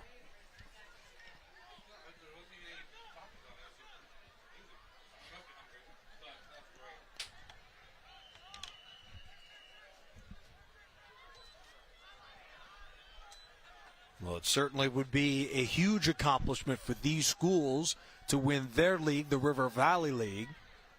And Notre Vista looks as good as anyone in this conference this year. Tajon Henderson, one of the best runners in this league, too, softly runs out of bounds.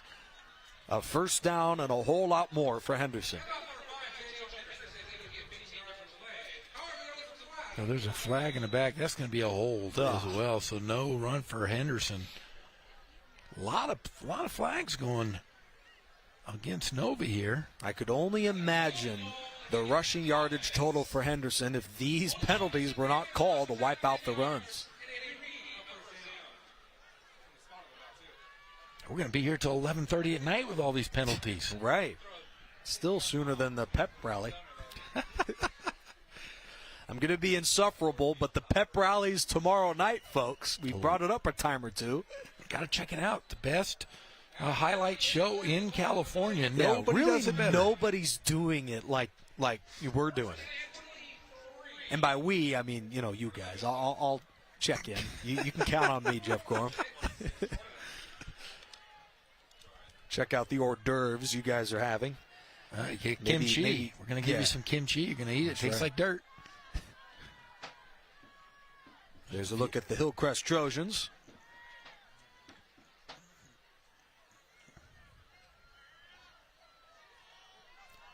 (28-7) Notre Vista.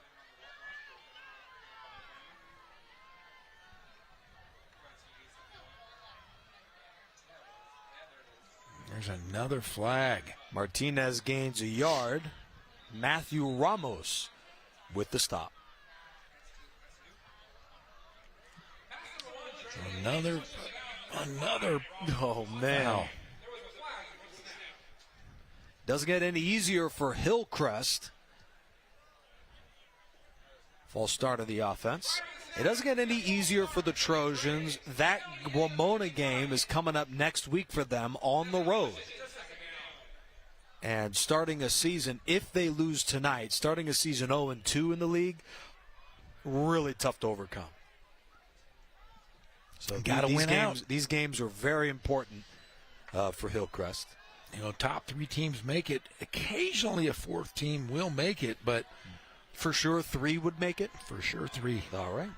Good to know.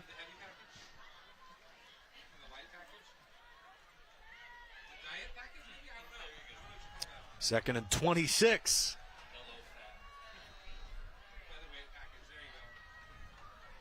If I'm not mistaken, in the NFL last week, there was a 3rd and 71. What?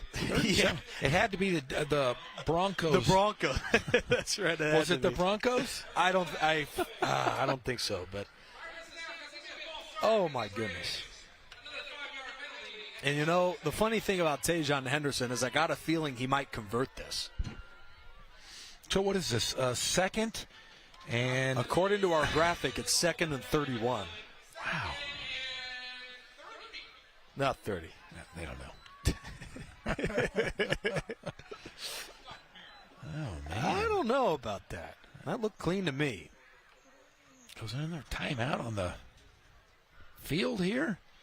Somebody let us know. Well, it looks like they'll just close the third quarter graciously. Okay, good. It's end of the third.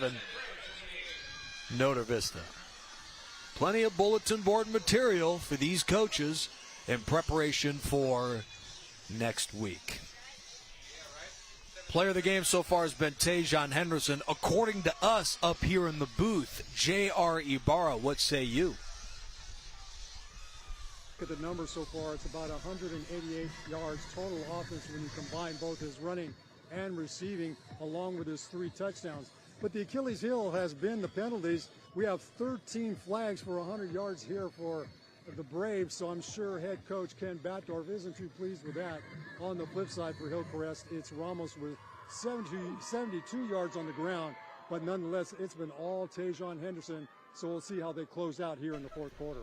What's amazing is Tajon Henderson averages about 100. Let's see. Let's do the quick math here.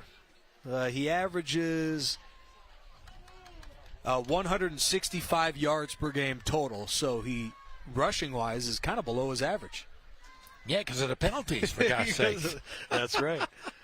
He might have doubled that, but, you know, I'm sure I'm going to get a phone call probably come 12:30 tonight. I'll be snug in my bed. Yeah. Ken Batdorf's going to call and yell at me about his penalties. And trust me, he will. Wake you up, throw a rock through your window, huh? Show up at my house, yelling at my kids and beating up my dog. Okay, sounds like you got some personal problems at home. Ken Batdorf, you know, this guy, 30 years in, when he first started coaching, I was not even a thought. I was. How old are you? 28. 28? Oh, yeah. It was 2 years in the making. Right. After the Martinez motion, that one is dropped by Elaine. How does he have? That's a free ball. Oh, that's right. It was a lateral. Yeah, so, yes. That's going to go to, I think that goes to Hillcrest. It sure does. Hillcrest is celebrating. If you're going to come back against this good football team in Notre Vista, you may need a break or two. There's one right there. Well, that play was almost identical to the one last year that cost the Braves the win. Really? As they threw it in the backfield, and a Hillcrest kid jumped the route and was able to catch it in the backfield on the lateral like that and ran it in for a touchdown. Cost the game for him. Well, great job from J.R. Ibarra, who mentioned Notre Vista has committed 13 penalties for 100 yards, and now they add a turnover to that ledger, giving Hillcrest a glimmer of hope. 28-7, a game filled with mistakes tonight, but the Trojans are still in it. Start of the fourth, Nick Rice, Jeff Gorham, J.R. Ibarra. With a head of steam, here comes Alfredo Vences. Crawls ahead to the 20, 11 yards and a first down. One of the Trojans slow to get up. That's number 52, Christian Benitez. There is the anxious Ken Batdorf walking up the sideline. Up 21, but his defense is reeling. Alvarado incomplete to Shaw.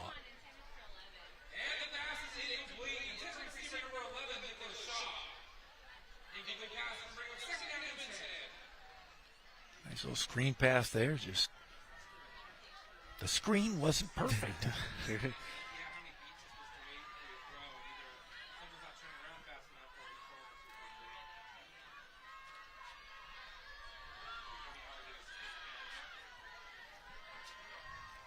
Second down and 10 yards to go. The dynamic Alfredo Vences joining Alvarado in the backfield. They'll go to the air. Alvarado, in fact, is looking end zone. A bit underthrown, a better pass, and that's a touchdown. Jacob McDowell, the intended target.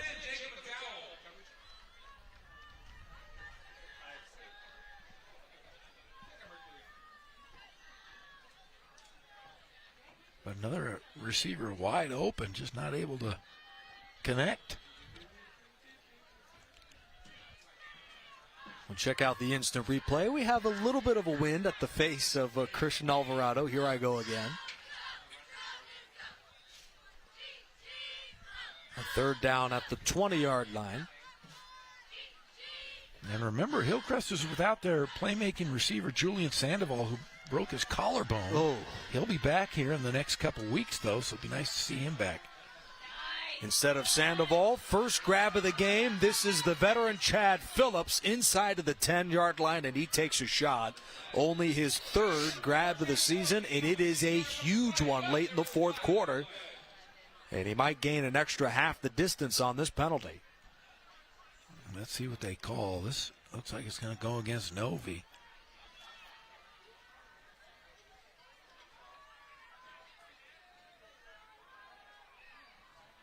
No, it's going to come back. Nevertheless. It's going to be against Hillcrest. There's the hold. I didn't see the hold there. I was watching that area. But he gets paid the big bucks. I get paid to watch. The double duty. These officials made the trip from the JV game. The pass to Phillips wiped off the board. 11 to go in the fourth quarter. Hillcrest, a last-ditch effort, down 21 on the road in Zach Erp. First down make at the 10-yard line. In the red zone is where Hillcrest has struggled throughout the game. Alvarado hit as he throws, incomplete to McDowell. Inches are separating this team from being alive tonight. Yet another example of the miscue on the deep shot from Alvarado. But another good look. They just not been able to cash in on it. It's about the fourth pass we've seen. Just get out of the reach. Now the receivers, they've really tested this secondary of Norte Vista. I'm sure Coach Batdorf's going to come back and watch this and not be too pleased with his deep secondary. Man, you got to love the McDowell attempts. The receiver lays out. I have seen dozens of receivers throughout the course of the many years here in Riverside. A play like that, they'll just watch it fly by. McDowell does everything he can to make the catch. That'll certainly help. As Alvarado has the ball move forward, here comes, we brought it up earlier, Brady's tuck rule. Yeah. Let's see. Did he have the arm going forward? Well, I guess in that case it didn't even matter. Fourth down turnover with 10:40 to go. I'll tell you what, number 11 from Norte Vista was a little angry he didn't get an interception. That would have been taken to the house. Raciel Timoteo. Timoteo is going to be ticked off. Well, you know, Jeff Gorham's a dad. He's got those dad jokes somewhere in there. Oh, man. Dad jokes, everyone is involved. I was reading a book today just on dad jokes. No joke. No kidding. They still do books now? Oh, come on. I formation, Norte Vista trying to salt away the final few minutes of this one. Dreddy Elaine gains a couple. You know, might just be in the Elaine blood, you know, down the line of the Elaine train. They used the to call Elaine train. Yeah. And I'm sure all of those guys compete all the time. Who was the best running back? Was it Dreddy, Eddie, Freddie? Or Betty. Or Betty. I have a favorite, but I'm not going to tell you. Oh. We hold secrets on Riverside TV. No, there's when Dreddy is done playing, because he has yet to fulfill his destiny, as people might say. I cannot. I have a favorite so far, but I might have a different favorite when he graduates. Got to be fair to the. That's right. We are the Holly and Elaine family. That's what they call us here on Riverside TV, the fairest show in the city of Riverside. As Dreddy Elaine picks up the first down.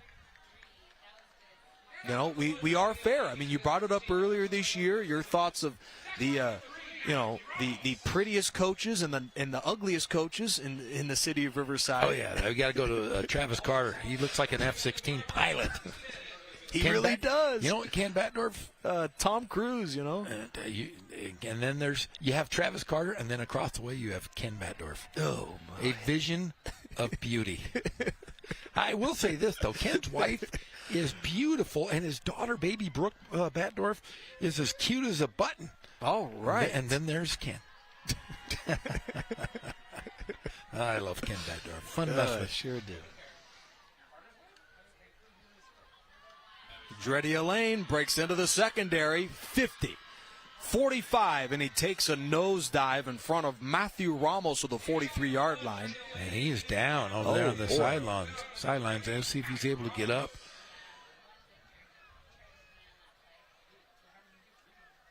Oh.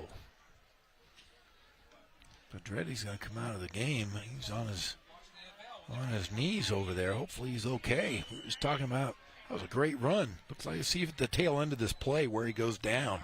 He looks like he went down hard with no contact. Let's watch. I don't know if he stepped on something. Oh, boy, Ramos cut that. Oh, that leg under. That is his leg went up behind him. Woo. Now that is painful. Hopefully his hamstring and legs are okay. Oh, boy, you saw that jitter? That's not a cramp, folks, at least by the way it looks. First carry of the game from Juan Garcia, and that's a good first down run. You know, when you see so many running backs running well, Henderson in the lane too, and then, of course, here comes Garcia, this is as good a time as any to shout out the big guys up front. Gio Velasco on the offensive line. Kevin Rayo, Isaac Costello, paving the way for this incredible running game at Notre Vista. It's nice when you can bring in somebody off the bench and they immediately come in and get you a first down. Ryan Rodriguez and Jesus Nolasco rounding out that outstanding Notre Vista offensive line.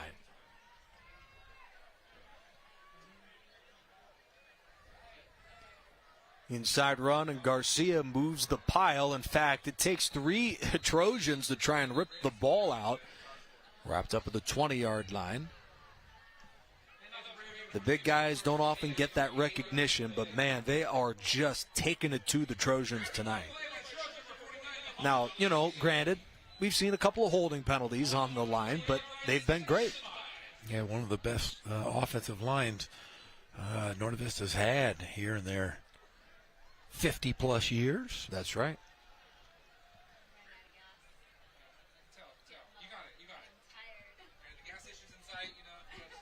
Second down and 5 yards to go.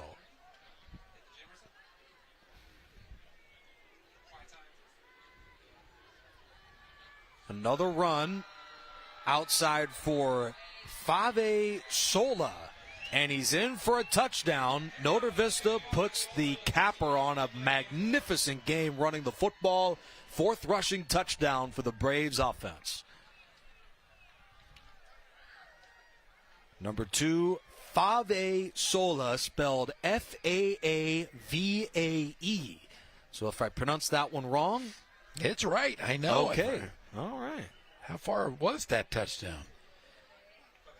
Yeah, with your many days calling basketball games, Jeff Gorham, I'm sure you've seen a ethnic name a time or two. I'll tell you what, the hardest thing for me is those darn Russian names. Every time anything I see like Plashenko or something else, I'm like, I can't say this. Just a bunch of consonants and a few vowels thrown in there. Right. I thought Simone was rough. It's like eating Campbell's soup with the letters in it. You just scoop it up and you go, okay. All right, there we go.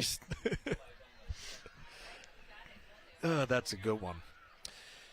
Well, I brought up earlier in the day, Notre Vista's coach, Ken Batdorf, is the 2nd inland football coach in history.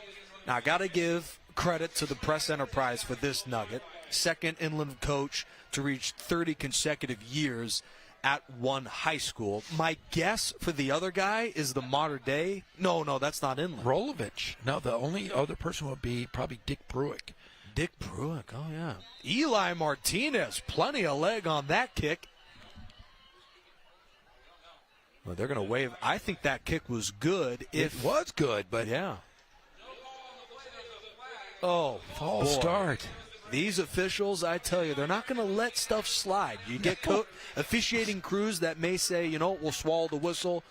Tonight, Notre Vista's getting a lesson that they got to be a little more buttoned up. Both teams getting that lesson. Maybe they're working on their place kicking. Their place kicking. Holy cow! Yeah, I will say this: when I watch referees, and they're calling a fine game, but my only thought is it's Thursday night, my friends. We got to go to bed early because we got another game tomorrow. That's right. Holy cow! It's a school night too. Fave Sola, number 2. Oh, look, he's going. This is a deep one. This is the longest point-after attempt in history of high school football. Oh, it is. How far How far is that? We asked Chavez. It's a 40-yard point-after try. And Martinez does have the ability. The hold from Bolender. The kick is on the way. And it's good. And it is good. What a play from Martinez. Wow. In the first half, Martinez missed the 21-yarder, only to wow us with the 40-yard make. Notre Vista 35, Hillcrest 7. That might have been the second best kick ever here at Notre Vista Stadium. You know who the first had to be? Frank Corral. Frank Corral, that's right. Frank Corral played. So, Frank Corral played here at Notre Vista. Was a basketball player, a track athlete, a soccer player, and a football player. He was the last. Do you know that Frank Corral was the last NFL kicker and punter, full-time kicker and punter? That's right. Yeah. There's nobody like him. That is incredible.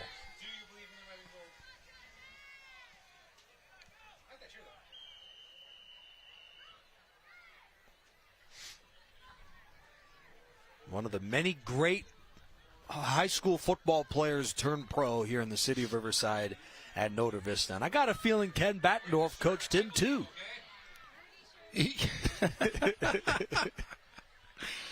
I think Frank graduated in 74. So maybe yeah, he was. Martinez with a squib kick. That man reels it into the 39-yard line. A great return all the way to the 47. That was absolutely great return. I thought he had nothing Jacob there. McDowell. So Ken Battendorf, not only, as mentioned, second, 30 consecutive years, he's also the longest tenured active coach in the CIF Southern section, now with Bruce Rollinson of Modern Day gone. I don't Incredible know. stuff. I try to convince Ken Battendorf to retire every day of my working life, just because I'd like to hang out with him a little more. He's so busy with this football stuff. We never get to go out and do things together. There is an off season of football. Yeah, but I do basketball and baseball. Oh, that's right. I was going to think Ken Battendorf doesn't have an off season. Well, he has to. Can't do it. Holy smoke. Now he's got his daughter who's going to break every school record here at Norte Vista in swimming. So he's, I understand. You got to be dad first outside of football. You're a dad too. Yeah, but see, I don't have to go to practices anymore. See, I gave up the coaching bug a while ago. So now that I don't coach, I just go watch my kids and I sit in the bleachers and don't say a word. I just smile and say, "You did a great job." I'm that dad. I'm not the yelling dad. Oh, there we go. At least that's according to your words. We'll have to see. I don't know. You go watch my kid play football. He's a quarterback, and I just sit back and laugh, actually, because he's only 6, for gosh sakes. But he's got a cannon. He can throw about 8.5 feet. He's 6 years old. 8.5 feet. Oh yeah, that's like almost 3 yards. That's like 50 yards by grown person length. For a second I thought the clock ran out and the game was going to end. I saw. Yeah, they have the clock up for the timeouts. Right. Oh, there we go. That explains it. 7:09 left in the game here.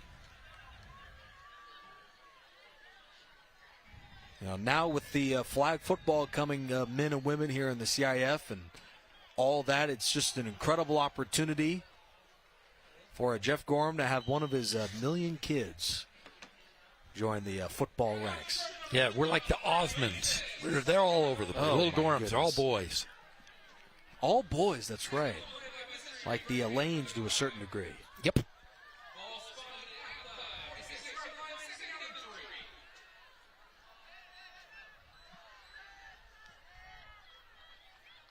Six and a half to play in the fourth quarter. Player of the game, no question, Tajay Henderson. Or Tajon Henderson, my apologies. To the 37-yard line, Alfredo Vences. On a field with anyone else, Alfredo Vences would be the guy we marvel at for his excellence tonight. But Tajon Henderson was just a little bit better for Notre Vista. But here's a look at Vences and his dazzling run. And he's tough. I love watching that guy play.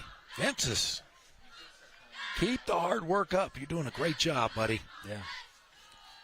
Off the play fake, they'll find the big guy, Aiden Parks, in the tight end. He's down to the 25-yard line. 6'2", 230 pounds. Aiden Parks with his first grab of the game, 6th of the year.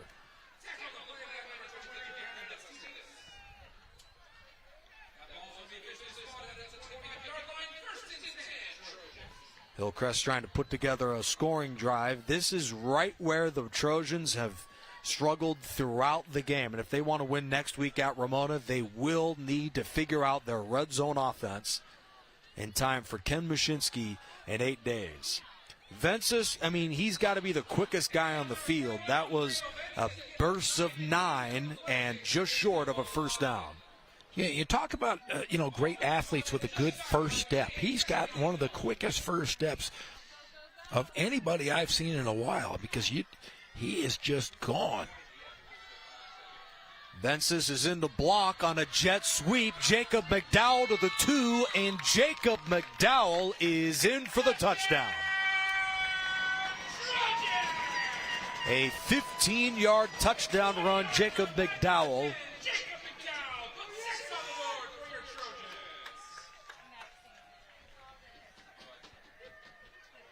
And there's a look at number 10 who plays both ways. McDowell, an outstanding runner to go along with his excellence in the receiving game. And now they'll bring in the extra point here to trim the lead to 3. Now this would be a minor miracle. But, it's not over till it's over. Extra points good by Alba Diaz. You recover an onside kick. Some funny things happen late in the football game. You never know. Hillcrest still alive, 35-14.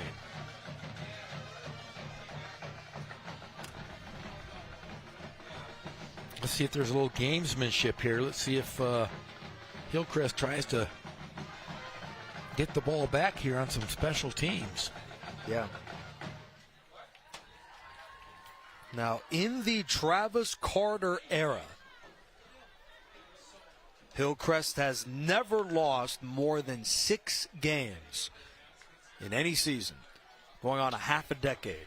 A loss tonight would give them 5 already, so it's been an uncharacteristically slow start to the year for the Trojans, and really a slow start tonight. It took a while for them to get the offense going, but they put together a scoring drive. Well, Travis Carter better go undefeated the rest of the year then. Well, first things first, onside here, bouncing around. I wonder if it hit one of Notre Vista. Now, it doesn't make much of a difference as the ball bounces out of bounds.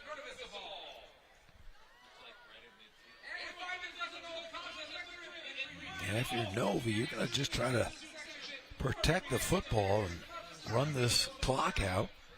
One timeout for Hillcrest. No, because remember we're all confused here. This is at North Vista. Oh my! But they're So I see 3s and 1s and alternating spots for both. There's a look at Ken Batdorf. No, look at it. He's got a new jacket on. See, that's a brand new jacket. Brand new? Brand new. I saw him break it out of the box today. All right. His last run was a touchdown. Kaveh Sala Wrestled down at about the 43.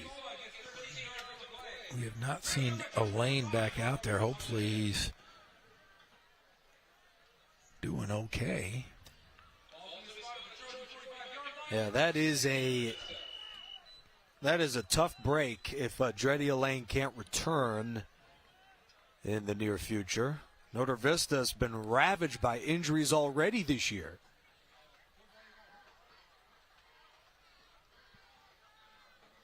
We already see guys like Travis Wilson and Davion Iosefa appear to be out for tonight's game with injuries too in a cast. Yeah, Iosefa, I believe, was their starting nose tackle, not playing tonight. A handoff to Isaac Costello, number 49, his first carry of the game, as he moves the pile to the 40, a pickup of 5. Oh, and of course, we got another guy hobbling up right now, Joey Corey. Hopefully he's okay.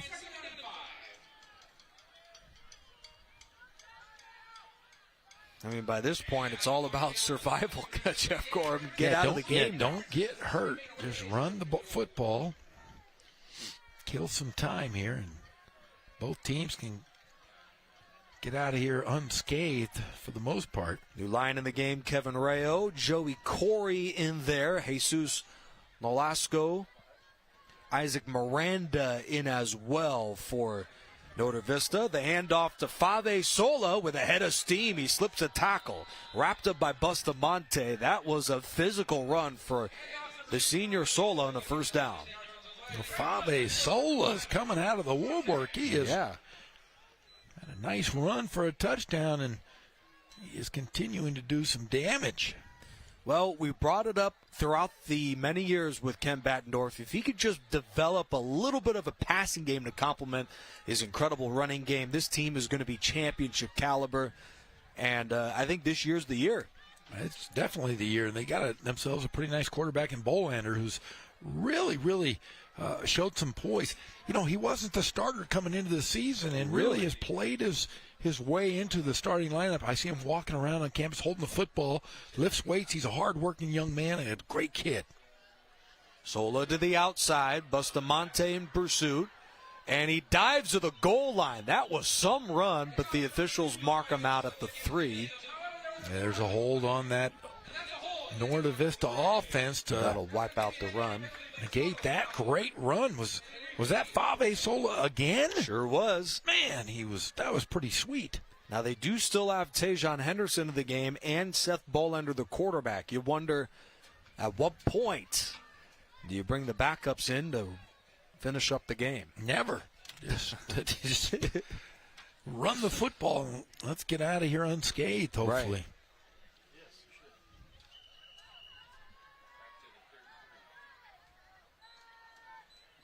2.5 left in the ball game. For those of you just joining us, first of all, why? The game's almost over, but second of all, and more importantly, Tajon Henderson, player of the game. This guy did just about everything for the Notre Vista Braves.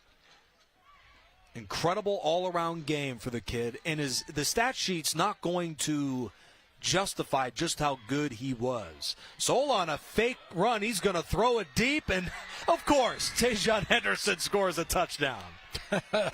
Great play there. 39-yard touchdown. He led the league in total touchdowns with 11 coming in. You can add another 5 to his ledger tonight. 3 on the ground and 2 in the air. This kid is special.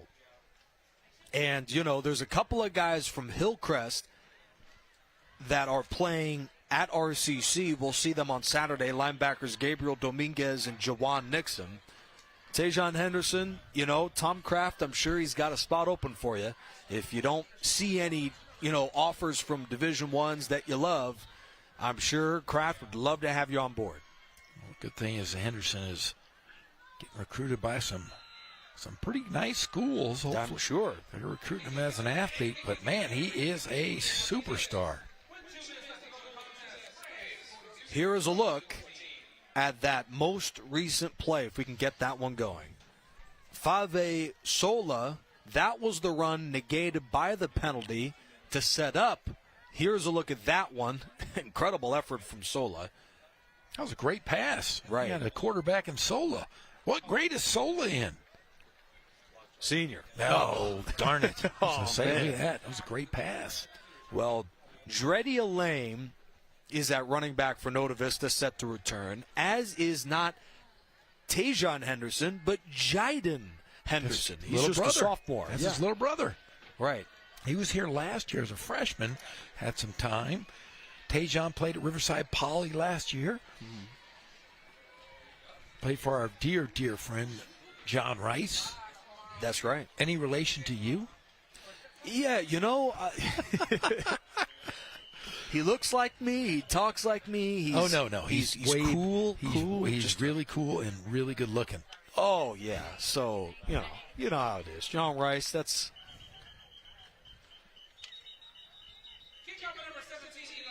out of bounds for a touchback. Now, all that stuff's debatable, I'm sure your mom thinks you're cute. She says I have a face for radio. Really good face if for radio. your mom is saying that, that's really bad.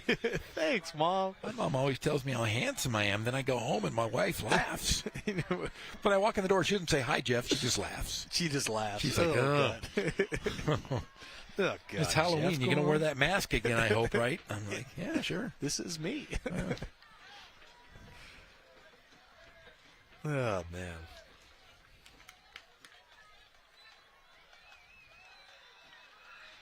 Do you still do anything for Halloween, Nick Rice? We got a minute 57. Every year I do, my family throws a party. But They a couple do? of years ago, yeah, I've invited you. You just never show up. And then, a couple of years ago, I actually won $1,000. You won $1,000. Sure what? did. I dressed up as a nerd and went to Pachanga's Halloween costume party. It was And you won? Yeah, and I won the whole thing. Yeah, I'll have to show you sometime. It was, like the kids back in the day, we used to do like the jerk and different stuff like that. And I'm telling you, it was a compliment, but also an insult. They said I did a nerd really, really well, Yeah, you got from to show me experience. pictures. Now, what did you do with the $1,000, though? Yeah, Did you waste it away that night? Immediately, women came up to me, so, No. You were at a casino then. Did you gamble it Pachanga. away? Or no? No, I didn't. Oh, good for you. Didn't that day. Oh, okay. I was going to say, put it in your piggy bank and save it. Did it at some point, though. Come on, man. It was a sure thing. You know what I gamble on? I bet Hillcrest was going to win. It's like, come on, man. You know what I bet on? What'd you bet on? I bet on nothing. I'm a on nothing. I don't gamble. I'm not a gambler. I'm not a gambling man. Oh, come on. Nope. I like my money. I will gamble with food though. If you want to bet me a sandwich, or I'd love a to do burrito, or those kind of things, I'll do. You know that. what? Why don't we do that right now? That'd be a lot of fun. All right, season end. Who wins the River Valley League? I got a sandwich on Ramona. You got a sandwich on Ramona. See, I can't say no because I went to Ramona. I know. I got you trapped. A little catch-22. I'll go Novi then if we're going to go sandwich. All right, let's do it. What kind of sandwich you going to buy me? Gonna buy you. Yeah, you're gonna buy me a sandwich. I'll buy you a. What's that thing you had on a kimchi? Yeah, kimchi I don't sandwich. want kimchi. I want a big roast beef from somewhere. All right, Quiznos it is. Game over, folks. Nota Vista wins it 42-7, and their quest to make me pay for a sandwich that I used to have money for until I went to Pachanga. Well, they're one step closer with a win, 42-7, or 14 rather. They've won 5 in a row. The running game is best in the River Valley League. 2 great runners. Unfortunately, one of them hurt late in the game. Dreddy Lane, we hope he's okay for the rest of the year. Nota Vista, they've got a running game that could win the whole thing and maybe even make a playoff run at this rate. Incredible performance by them. Well, I'll tell you what, after that loss they suffered to Capo Valley opening the season, Ken Batdorf knew exactly what he had to do to get his guys ready to be organized because that's a tough loss to a very good team. And the discipline it's going to take for this Norte Vista team to get to that next level, they're going to have to work on, because there was a lot of mistakes made tonight. I'm sure Coach Batdorf will address it. You can't make mistakes like this, especially in tight games. That could have cost them. But tonight, Tajon Henderson was beyond great, and Dreddy Elaine and Fave Sola coming out of the woodwork. Very, very good game, despite the mistakes made by Norte Vista. Norte Vista winners tonight over Hillcrest, 42-14. Before we wrap this one up, let's send it down to J.R. Ibarra, who's standing by on the sideline. J.R. Coach, good way to start off league play. Yes and no. I mean, we made a lot of mistakes. There were some things that happened that I didn't like on the field. I'm going to give it to Hillcrest. They're extremely well coached. They played incredibly tough. They did a great job of running the ball between the tackles. So I tip my hat to them. Obviously, the penalties were kind of an Achilles heel for you. Yeah, we had way too many, and I'll have to look at the film and see what we were doing. Normally, we don't hold that much, but obviously we did. It's stuff that we have to clean up. But you know what? They always play us tough. I mean, I know they haven't had a great start to the season, but that's a playoff team, and I hope they do really well. All right, congrats on the win. Thank you. All right, we're going to bring on Tajon Henderson. Come on over here, young man. 4 touchdowns, about 227 yards of total offense. Tell us about the night. We started off a little slow. We should have scored multiple times. But, yeah, every time the ball was in my hand, it was a touchdown or 30-yard game. Easy. So you can actually work off of this game and just kind of springboard it for the rest of the league play here. Yes. I'm going to say every other game from now on, 3+ touchdowns with 200 yards. Uh-oh, that's the pledge. Yep. All right, we're going to expect that out of you. Uh-huh. All right, congrats on the win. Thank you. All right, guys, we'll send it back up to you to wrap up for tonight. Oh, my goodness. I wish I had that much confidence. Jeff Gorham, it wasn't just 3 touchdowns. It was easy for Tajon. No, like I said, he's the playmaker for this team, and he's going to make everybody around him. And, mentioning hopefully that Dreddy Elaine is fine, he will be a very good leader for this Norte Vista team and for that young man. Like I said, hopefully he's okay. Great to hear Tajon Henderson and the rest of the guys tonight. Make sure to join us tomorrow, kickoff at 7 on Riverside TV. And we've got a doubleheader, Arlington at La Sierra, Orange Vista at JW North. Until then, have a great Thursday night, everybody. For J.R. Ibarra, doing great work on the side, and, of course, Jeff Gorham to my right, I'm Nick Rice. So long from Norte Vista.